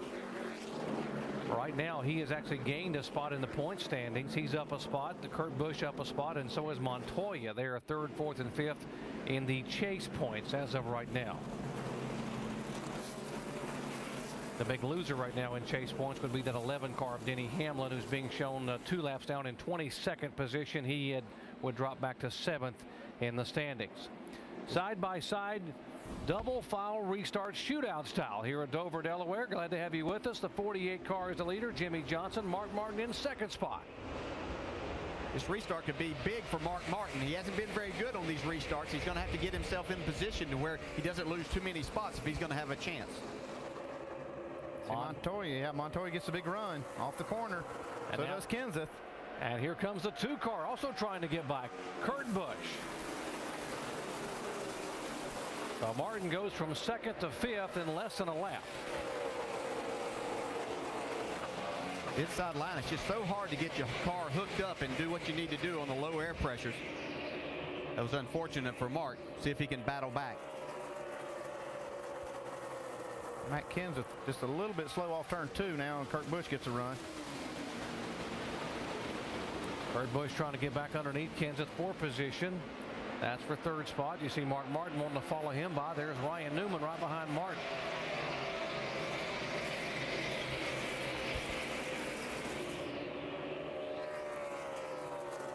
Both Jimmy Johnson and Juan Pablo Montoya have pulled away by about 10 or 12 car lengths. This is a good battle back here. It's a 39 trying to inch in on the 5 car. And behind the 39 is his car owner and teammate Tony Stewart.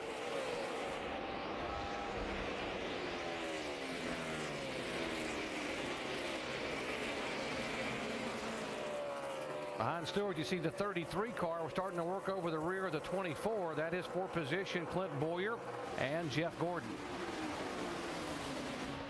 Yeah, just another one that struggled on the restarts a little bit. When he was actually starting 2nd up there and he was able to clear the traffic and just get in with Jimmy, he was able to run his line. But as he gets back in traffic, it's made it a little bit more difficult for him. I think it'll come to him if he just doesn't lose any more spots here. Riding along with Greg Biffle. He's looking at the rear deck of the 33 car of Boyer. Biffle being shown back in 10th spot, trying to hold off the charge of the 07 Casey Mears in 11th. Comes Kevin Harvick battling with Carl Edwards. It's been a pretty decent day for Kevin Harvick. He's run right around that 14th, 15th spot pretty much all day. Mark Martin now looking back on the inside of the 2 car. And he will go right down on the bottom groove and take that spot away. That is the 4th position. Got to be frustrating. You have a car that you know is really good, and you just can't get going on these restarts. Yeah. The good news, they told Marky, you're in 2nd spot on the restart. The bad news, you're in 2nd. You'll be on the inside. Now the 24 car also starting to pick it up a little bit. He had lost some positions. Let's update Jeff Gordon. Dave. Yeah, Doc, we saw that he lost positions on that restart. We have to tell you why. When rear tire changer Tim Latiga came around to the left side of the car, and there you see him sitting right there, the slap knob on his air gun malfunctioned. That's the knob that changes it from being able to take the lug nuts off to putting the lug nuts on. You see him working it there, making sure it's good now, but that malfunctioned, and that cost him time. Came in the pits in 2nd, came back out in 7th position, and now he's going to have to make it up on the racetrack. If we stay green, they will not have to come back to pit road again. We talk a lot about winning a championship, and it comes down to a battle a lot of times. Even in a 10-race deal, it's the team that makes the fewest mistakes or has the fewest errors throughout the championship run. Mark Martin, we see now, is taking over that 3rd spot from Matt Kenseth. Yep, 5 cars rolling now. Get that 42. Christ, you got to get your driver up on the wheel right here. You got to be a cheerleader. Next spot's the 42. Let's go. I always thought that was funny, though. You know that as a driver sitting in there. You see that's the next guy, so why do you think you have to tell him? Get him going, man. Let's go. Okay, all right. Just one. Remember the final laps last week in New Hampshire. It was the 5 and the 42 that were battling on the restart. There is Montoya, and there's the guy that's trying to chase him down. Juan Pablo wasn't real happy with Mark Martin in those final laps. He felt like Mark sort of stopped in the corner, but I guess that's sort of a veteran move. You do what you're going to do to win that race. That's exactly what he was doing. He did everything right for him and his team, and you know, he might have put himself in a little bit of a compromising position with Montoya, but he didn't think Montoya would wreck him, and that's the way it worked out.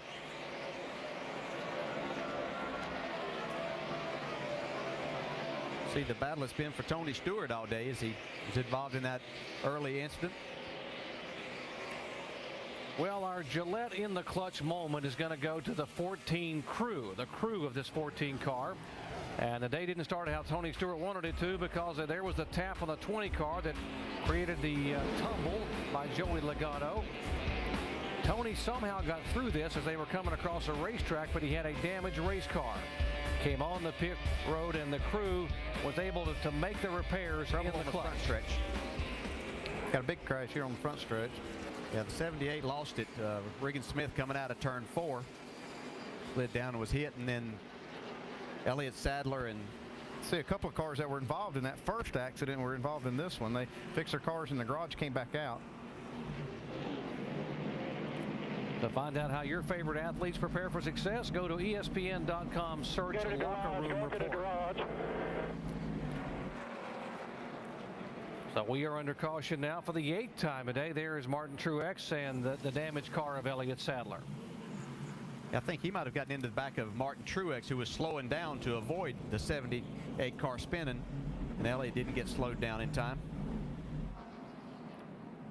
78 got loose coming out of turn 4 here. So he corrects it. He's going to get hit by David Stremme. As you can see, he's hit a few other things throughout the day with his car. Now from Kyle Busch's onboard camera. Right in front of you, trying with the top. You want the top. There we go. Now let's see what Elliott Sadler saw. Shallow.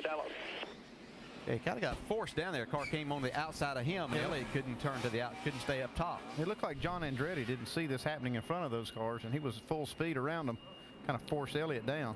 Here's the 24 car of Jeff Gordon back on pit road. Remember, they had that air gun issue, and it lost him some spots. He comes back in here now with 57 laps to go. I'd have to say that he's not very happy with either a change they made or that set of tires. Dave? Well, Jeff Gordon will take some fresh rubber here. He wanted to do the opposite of what the top 6 did since he was no longer in it. So he'll get the fresh rubber, see if that extra 13 laps fresher can do him some good inside the top 10.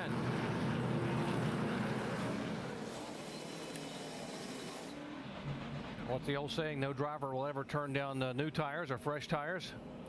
And give up some track position to get them here, though. Yeah, that's the whole thing. Will he be able to make that up? Because these tires haven't shown a lot of fall off here. It's been a really good tire. Well, if you enjoy what you've seen, we got more of it to come your way. We're only in race number 2 in the chase for the NASCAR Sprint Cup. We're headed to Kansas Speedway next week, Auto Club Speedway in California, Charlotte, Martinsville, all the way down to Homestead, Miami on November 22nd, all airing live on ABC. And I still believe that last race at Homestead, Miami, we're going to have a handful of drivers going for a championship and possibly the best chase we've had in the 6-year history. Let's go down to Alan Bestwick. All right, Doc, in the pit studio with Rusty Wallace and Brad Daugherty. Been watching the first 343 miles of this race so far, and I know we've still got 57 to go, but the theme of the day when we came on the air, Rusty and Brad, was momentum and the monster. Let's talk about who the monster's broken the momentum of. Oh, yeah, I mean, there's a lot of guys that really got in trouble with this momentum problem. I mean, you take a look at the bad run that Denny Hamlin's going. He's got himself a couple laps down. I mean, I haven't seen Carl Edwards getting any better yet. The 83 car, Brian Vickers, I'm looking at him. Nothing's happening there right now, but looks like the monster's jumped up into those guys, Brad, and kind of ate them up a little bit. Really surprised at what's happened to Denny Hamlin today. I thought they really were focused in on running well here, simply because they have struggled in the past, and we've documented it so well. As well as Casey Kane, really having a tough day today, hasn't gotten himself out of that hole. I just don't think you can have a couple of bad races in this chase and win the championship. So they've really struggled. On the other hand, Jimmy Johnson, our 3-time heavyweight champ, is doing what he needs to do. Montoya continues to impress, and old Father Time, Mark Martin, is still up on that wheel getting after him, baby. All right, while we are under caution and have a quiet moment on pit road, Dave is with the current leader's crew chief. And that would be Chad Knaus. Chad, you've got Juan Pablo Montoya right behind you on equal rubber. Your teammate just came in and took on 4 fresh. He'll start maybe just outside the top 10. What's a bigger concern for you?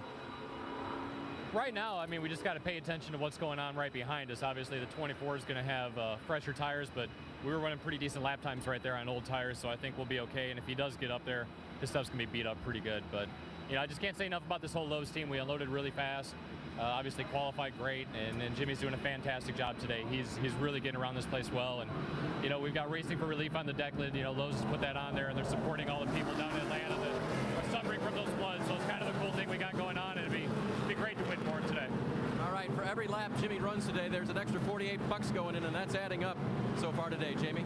Alan Gustafson, crew chief for Mark Martin. You guys opted not to make any changes that last stop. Now that you've had a few laps, what do you think is going to happen on the restart? That's been our Achilles heel. You know, if we can get a good restart out of this Skells CarQuest Chevy, I think we could run with them. But we've struggled restarting, so it's going to be tough. 48's awful good. The 42's good, and we just got to get a good restart and get going. Real proud of these guys. Pit stops have been great. See what Mark can do. He's pretty good. Restarts at the end of last race. Won him the race last week, Shannon. Pat Tryson calling the shots for Kurt Busch. I know that this track has been a handle to keep up on as the rubber gets laid down. You made an air pressure and track bar in the last pit stop. Do you think it'll be enough to get up there and take this lead? We hope so. We're a little bit better than we were the run before, but you know, that 48's been pretty strong all day. So, you know, hopefully we can get up there and challenge for it, but see what happens when we get another caution, see if we can't get this Miller Lite Dodge back in victory lane. All right, thank you guys. Vince? With Darian Grubb, the crew chief for Tony Stewart. Darian, you considered coming in there. What kept you making the decision to stay out? Basically, we got a really good long run car. Tony's done a great job driving from 33rd all the way back up this run. So the car was just really starting to come in, so hopefully we can start passing some cars around this restart. Got something for him here in this last stretch?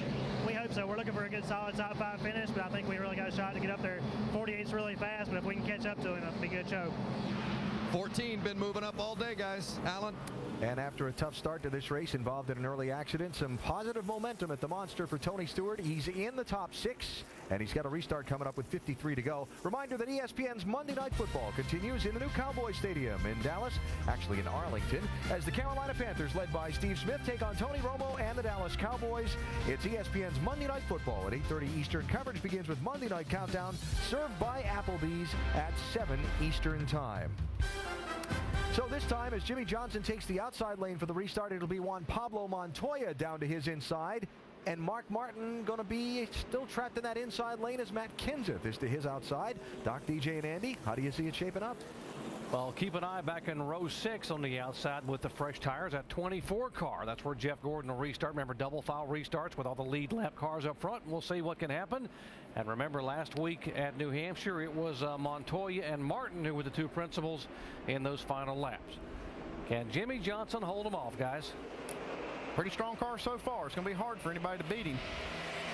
It's a good start here. You see Matt Kenseth give him a shove. Heard Darian Grubb say that the 14 car was good in longer runs. Here's Tony Stewart on the outside. Yeah, Tony on the outside. Matt Kenseth shot up to second from that fourth spot on the restart. Big advantage to be able to start in that outside lane today. Yeah, it really is. See Mark Martin back there still struggling on these. It takes him about 4 or 5 laps before his car really comes in pretty good. Martin trying to hold off the challenge of the 2 car. And there's the 24 car sort of mired in heavy traffic back behind the 39 and the 07.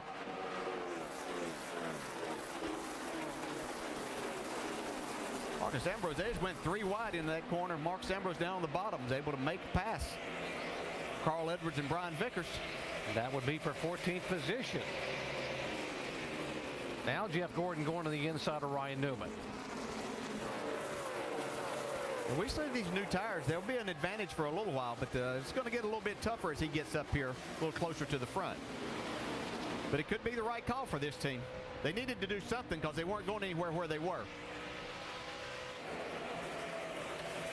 No contact right there with Ryan Newman. Back out and lose a couple of spots. Allmendinger goes by. Now he'll jump back in the throttle and try to go back on the inside of the 44. Hope he doesn't have a tire rub right there. Yeah, Jeff had a good run. He just had to squeeze out of the throttle because the 07 was right there. And Ryan Newman and he got together then as they came down the front straightaway. Less than 50 laps to go here at Dover. Let's show you what happened a moment ago. Now watch the 24. Yeah, there's the contact. See the back end kick out a little bit on Ryan Newman's car, and as he corrected it, just Jeff Gordon happened to be there.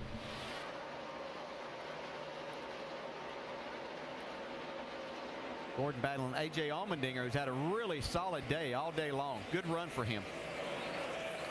That's 10th and 11th position. Kevin Harvick now trying to move in on the back of Jeff Gordon for a spot.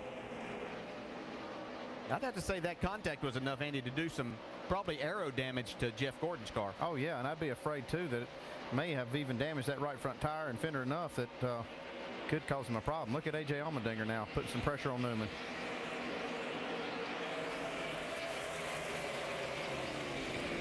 Ryan Newman's had people chewing on his rear bumper almost all day long. Saw Casey Kane work on him for 50 laps or more.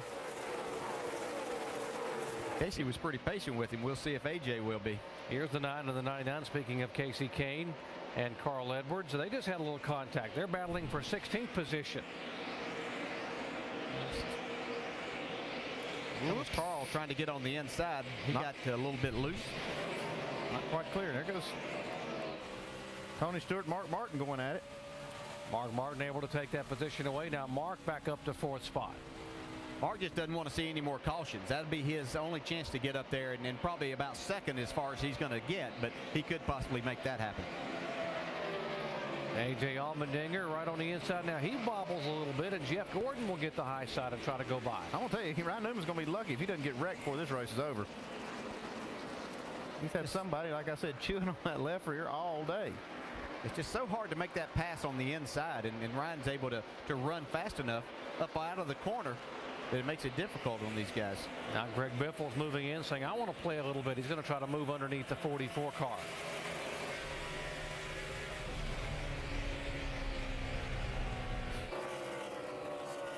We are inside of the checkered flag here, and these guys trying to get every position they can. Remember, Biffle is one of the chase drivers.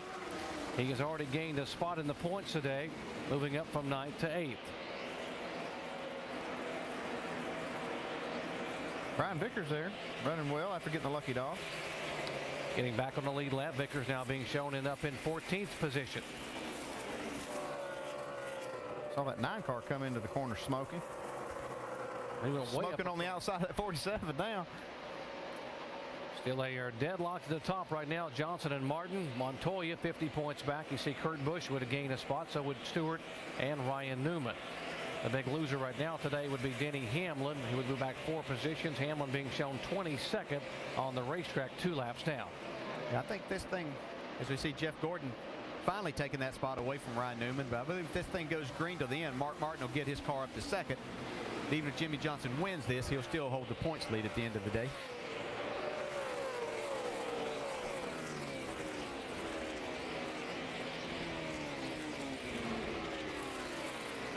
Newman's car, although he's been pretty decent all day long, and he's sitting up there and they're still in the top 10 in that 10th spot. It just seems that it's fallen off as the runs go longer throughout the day, and that's where he's really struggled. If these new tires are able to help Gordon make up some more ground. Jeff Gordon, who snapped that 47-race winless streak at Texas this year, has only the one win this year, but he has 6 second-place finishes. So it's been a pretty good year for Jeff Gordon in terms of being consistently in the top 5. The 39 now starting to drop back a little bit as Gordon pulls away. Let's update Ryan Newman. Jamie.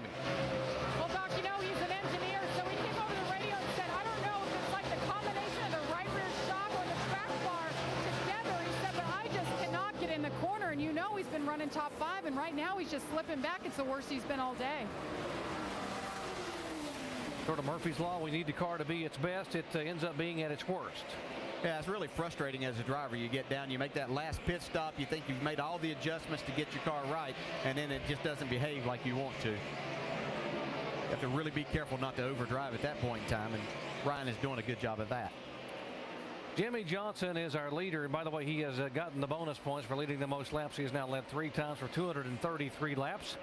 The 3 previous times Johnson led the most laps here, he won the race. And there is one of the stories of the day. Matt Kenseth, a team that has struggled for the past 3 or 4 months, possibly having only his second top 5 finish since February. Man, that's hard to believe. This team has struggled that much after winning the first 2 races of the season. He's having a great run here today, and even though Jimmy Johnson is kind of killing everybody, he is sitting right there in second spot.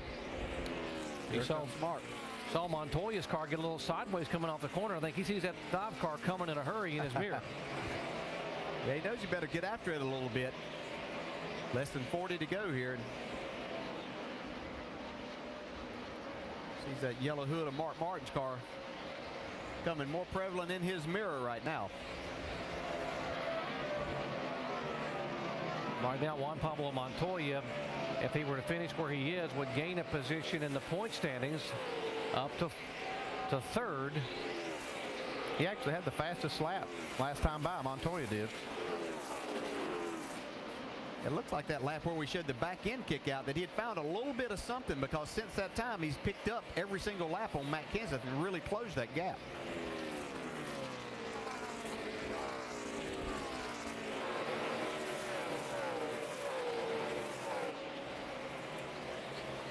Jeff Gordon now trying to take the 8th spot away from Casey Mears.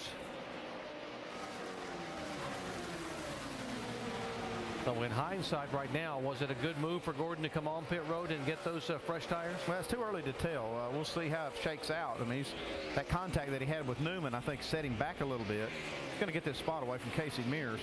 But there's 33 laps to go, and you know, if we have another caution and they bunch up and some of the leaders don't pit and he has a little fresher tires, it could really pay off. So I'll have to get back to you on that one, Doc. All right. I think he was running 7th when he came into the pits, and he's back to 8th. Uh-oh, they got a caution. Sam Hornish in the wall. Just what you were talking about, Andy. Get it going, Sam. Leaders exit 2. You can get it spun around there. Exit 2. What are these leaders going to do now? This is a very difficult decision right here for all these leaders, whether they get tires. They can obviously make it on fuel. What would you do? Well, if I'm Jimmy Johnson, I believe I will stay out. He's got a good car, and I think if he stays out, this is my thinking, if he stays out, it'll keep a lot of cars on the racetrack with him.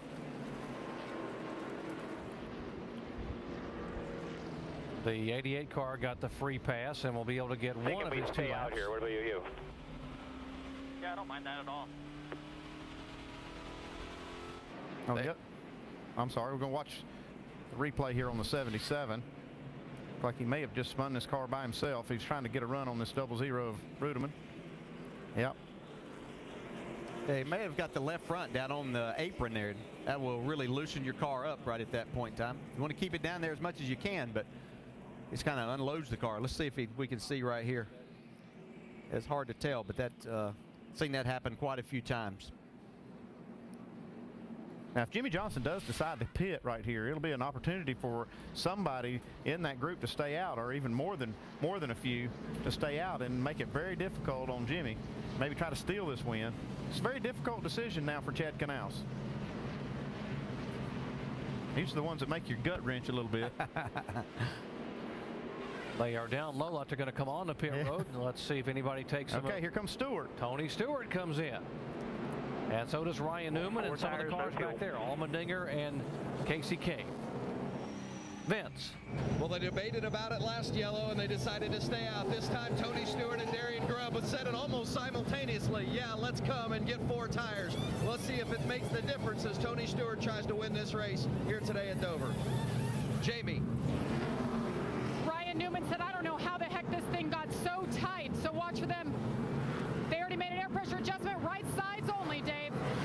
And Greg Biffle coming down pit road as well. Fresh rubber and a wedge adjustment for Greg Biffle. His car's been tight all day. He'll get 4 and try to recover from what has been a dismal day for him after running in the top 5 early.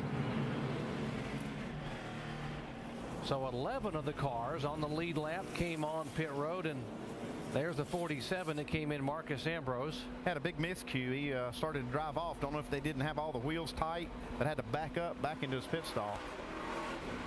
I think maybe he thought it's a 2-tire stop, and we saw a few of those. Tony Stewart really forced those guys' hands, which I like that call, but he's got a couple of cars, the 9 car, and a couple of others that just got 2 tires, so he lost a couple of spots there. But it's like I said about Jimmy in the 48, if he stays out, it's going to keep a lot of cars on the racetrack with him. And you saw, 4 or 5 cars right behind Jimmy stay out. When you make that decision, as Chad would make that, he's hoping that, I hope I'm not the only one left on the track and everybody comes behind me. Hey, guess what? Mark Martin's going to get started on the outside this time. Finally, he's at least happy about that, but I'm pretty sure he didn't even want to see a restart at all.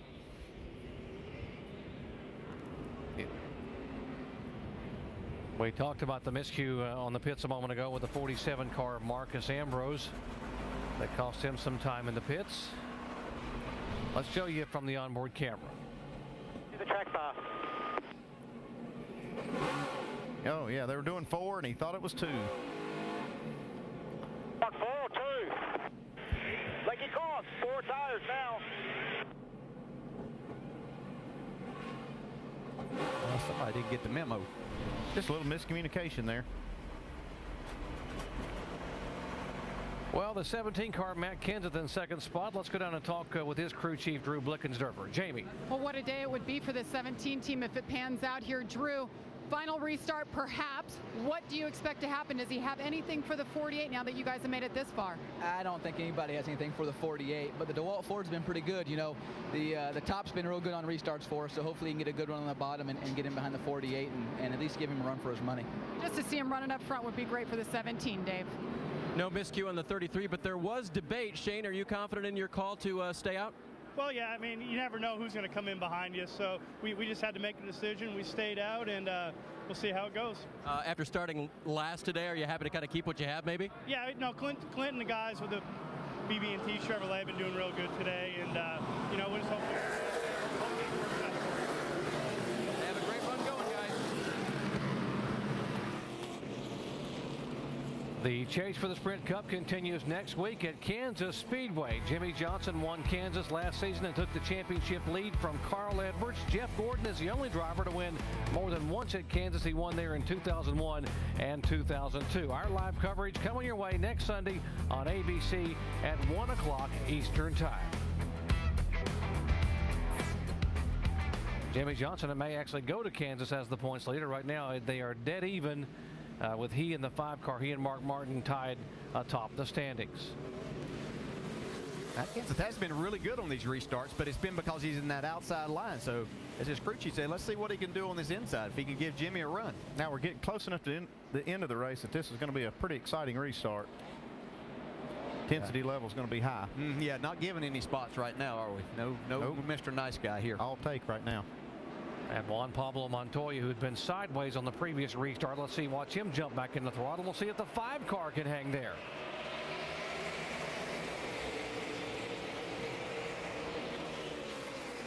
Mark Martin so far trying to hang on, and he will hang on to that spot. See if he's able to hold that, though, because he just hasn't been very good for about 3 or 4 laps. Montoya moved right in on his bumper.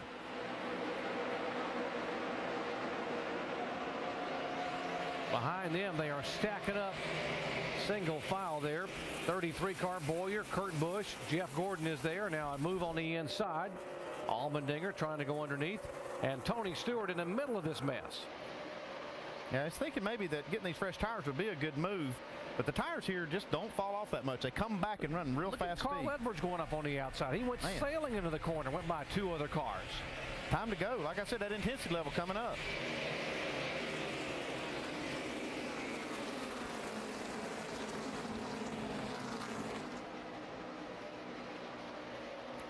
Yeah, see Ryan Newman up there. He only took 2 tires. See if that fixed some of his problems. He battles Casey Mears. They try to go underneath or around the 33 car of Clint Boyer for position. That's a 7th, 8th, and 9th spot.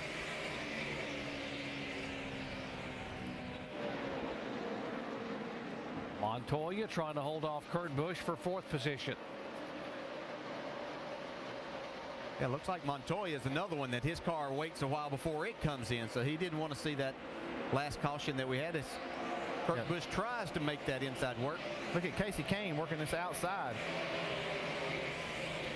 Got a couple of Caseys on the outside, Mears and Kane, and Ryan Newman on the inside. Look at this. Look at this move. He's trying 3 wide on the outside. Casey Kane is on Casey Mears.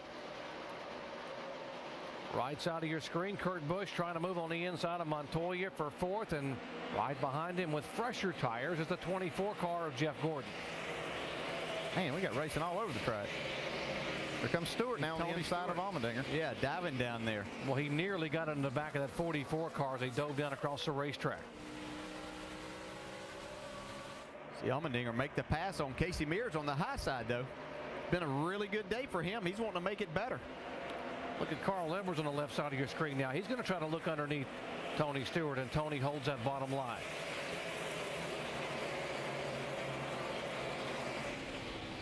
See, I think Kurt Busch has a faster car there on the right. He just cannot get by Montoya. Montoya knows that he's going to have a hard time passing him. That's why he's not giving up that outside part of the racetrack. It is Jimmy Johnson the leader, Kenseth in 2nd, Martin 3rd, and here is a good battle now shaping up back here. We're showing you Montoya, Kurt Busch, and Jeff Gordon 4th, 5th, and 6th. And here comes that 5 car now beginning to inch in on the 17 car of Kenseth for 2nd position. Yeah, Dale, you predicted this 5 was going to finish 2nd. He's coming. Well, you know, we saw Matt Kenseth pull over a little bit ago and kind of give Mark that spot. I don't know that he's going to pull over at this point in time of the race. We only have 19 laps to go. Mark's going to have to work a little harder for this.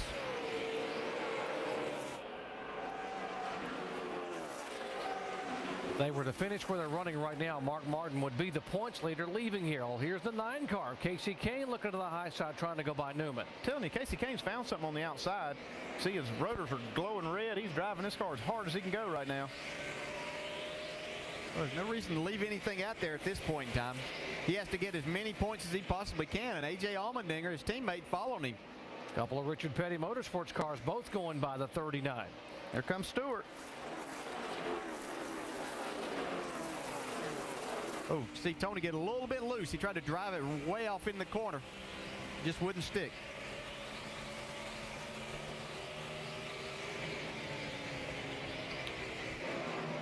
Tony Stewart trying to go downstairs on the 39 car. That's for 9th spot. And here's a battle for 2nd position. It'll be 16 laps to go this time by. Well, Mark really got in the gas hard and slides right up in front of Matt Kenseth. That was a close one right there.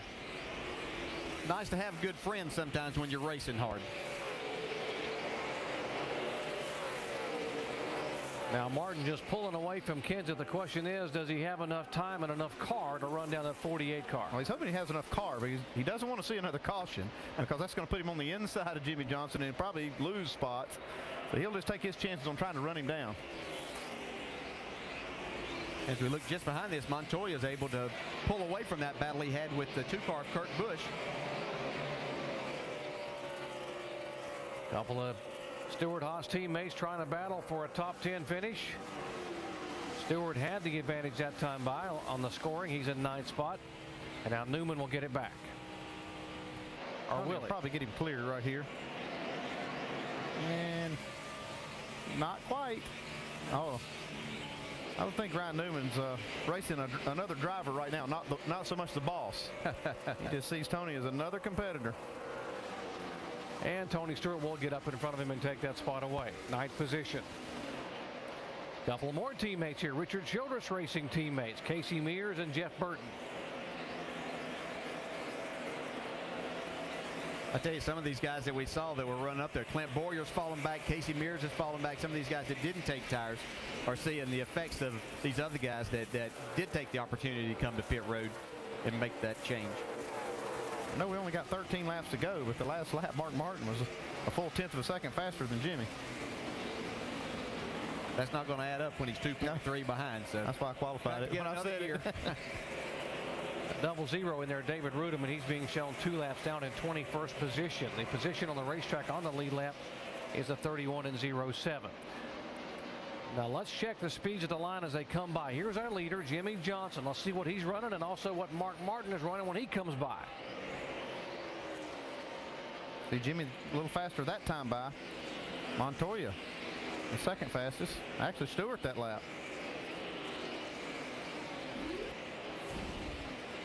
It'll be 10 laps to go next time by for Jimmy Johnson.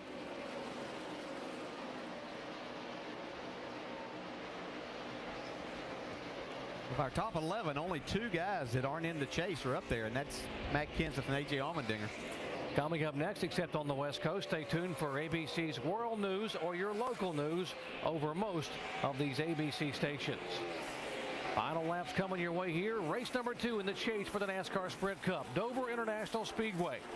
The 3-time and defending champion Jimmy Johnson trying to hold on and win here over Mark Martin, Kenseth, and Montoya. Good battle on the racetrack. Casey Kane trying to get by the 44 car and hang on to that 7th spot.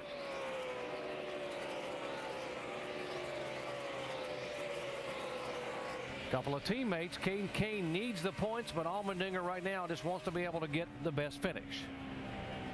That's every man for himself at this point.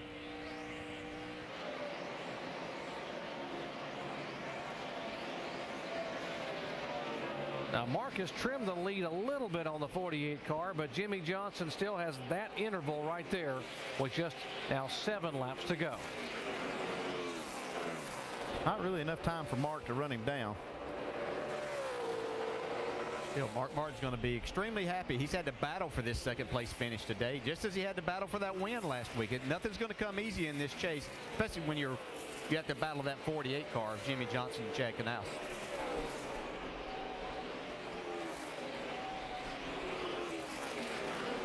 Jimmy Johnson has 14 chase victories. No one has as many as he has in the chase for the NASCAR Sprint Cup. He has won 7 times in the last 16 chase races. We mentioned 3 consecutive titles, tying the great Cale Yarborough as the only other driver to win 3 in a row. No one has ever won 4 NASCAR Sprint Cup championships in a row. Jimmy Johnson could become the first driver to do that and make NASCAR history. 5-4, bud. 5-4, 63 on him, 60 on you. That's Mark Martin's crew chief. He's just trying to rally his driver there. He knocked another 10th off that time by, but he's got still got about 2 seconds to go and less than 5 laps. It's like Dale said, that math doesn't add up, unfortunately, but what a great run Mark's had today. Yeah, and he's just really, 60 on him, 60 on you. much as he'd love to win this race, he's really having, he's just praying that they don't have a caution right now, because he knows that's when he's the most vulnerable, and his car is just not the best on those restarts. He'll take 2nd in the points lead and go on to Kansas. Right now he would have a 10-point lead over Jimmy Johnson if Jimmy wins the race and he finishes 2nd. Just have to shake your head sometimes. You see how well this 48 runs when it comes chase time. Just unbelievable how good they are. He's totally dominated this race today. preparation, talent, chemistry, all coming together when you have to stand up and be counted here in the chase for the NASCAR Sprint Cup. White flag next time by for Jimmie Johnson.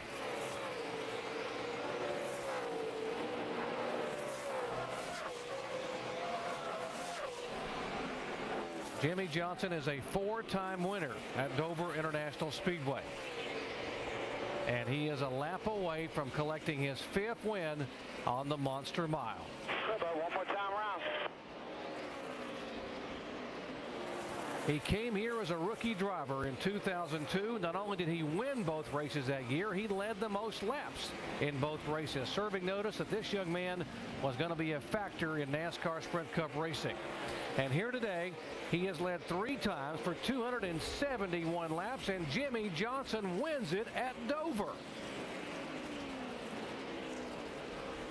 That's right, boys. Maximum points. Thank you.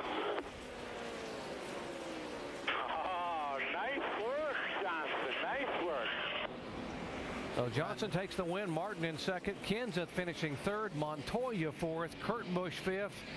And you saw that it was Jeff Gordon sixth. Allmendinger did finish in front of Casey Kane, who finished 8th. Tony Stewart 9th. And Ryan Newman in the top 10. By the way, Carl Edwards finished 11th. Let's go down to Shannon.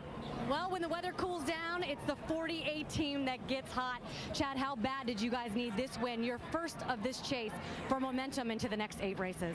Well, you know, our team's pretty easily motivated, and we came in here obviously after winning in the spring, and we wanted to do really well. We brought a different race car, a car that we thought was going to be better than what we had in the spring, and man, I'm glad it worked out because I'd look pretty dumb if it hadn't. But you know, it's a really neat thing that we've got going on at Hendrick Motorsports. Mark finishing second. Congrats to those guys and Alan Gustafson.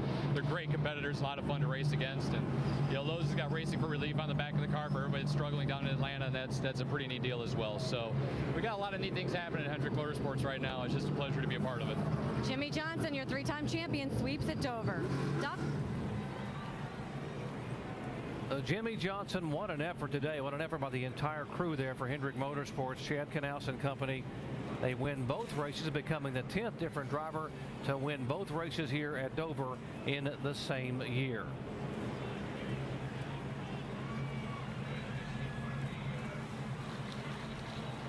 Don't forget to watch the 2-hour season premiere of Extreme Makeover Home Edition tonight, 7 Eastern, 6 Central. And now, except on the West Coast, stay tuned for ABC's World News or your local news over most of these ABC stations. Well, let's go down to Vince Welch.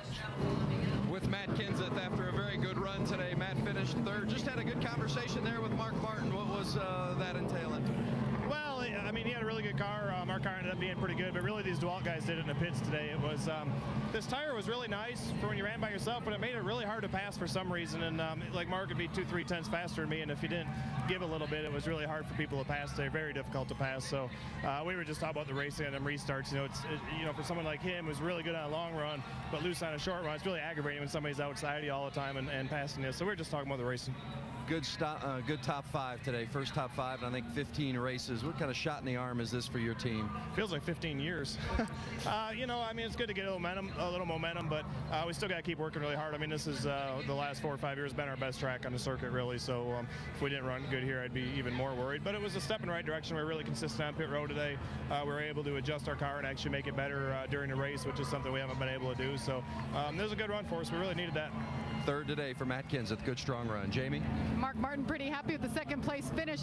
The restarts weren't your guys' strong suits, but how did you overcome it there in the longer runs? Well, we had, you know, a good handling car in the long run, but it just, it was a handful on the restarts, and Alan and Kellogg's Kart Quest team just did a great job. I think we did really well by finishing 2nd.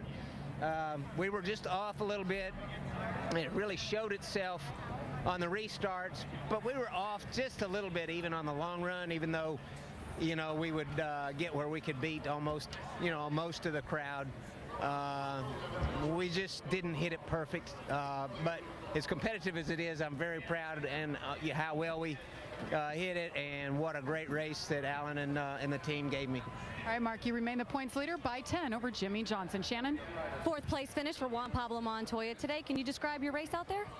You know, everybody, you know, this Polaroid Chevy did a really good job. We just got too tight there at the end.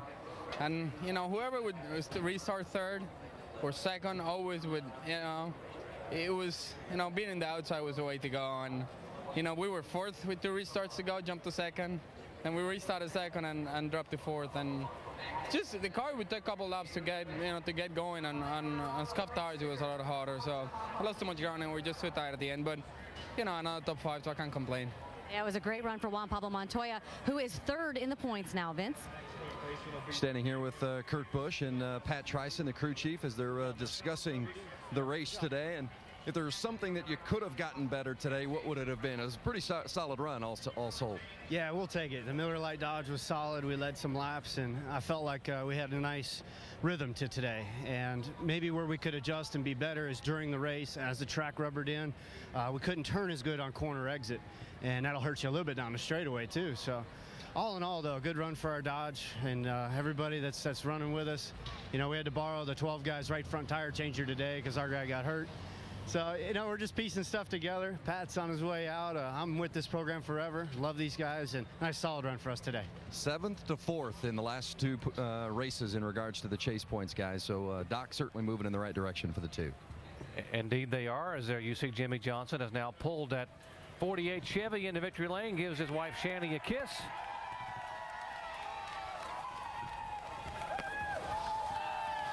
And he climbs out. Let's go down to Dave Burns. Bobby Allison and Richard Petty have won here 7 times. David Pearson and now Jimmy Johnson have won here 5 times. Jimmy, what's it like to take it to them here? I don't know. Those tall boys, they gave my crew guys some pretty cool. What a car, obviously. Yesterday we were struggling a little bit in practice, and we made some great changes last night. We get the slows and ball and working right, and just an awesome race car, awesome day. I want to thank all those employee owners for all of their support. Everybody in there's a store earlier I was supposed to remember the number up for it, and I forgot it by now, but there's also the Racing for Relief program that's on the deck lid of the car, and I want to point out that Lowe's is going to donate more money now that we won. So just a lot of great things. The fans were great, cheering me in when my engine was broken, trying to get back here to victory lane, and just so happy to go out and get maximum points today. It's what we needed to do. A dominating day. He's still 2nd in points, racing his teammate Mark Martin for that championship, but Alan, a great day for the 48 bunch. Jimmy Johnson's bid for a 4th consecutive championship gets a big shot of momentum by his mastering the Monster Mile today. And now Johnson and the other 11 contenders in the chase for the Sprint Cup take it on to Kansas next weekend. Top drivers are proving their place in the chase as they conquer the Monster Mile.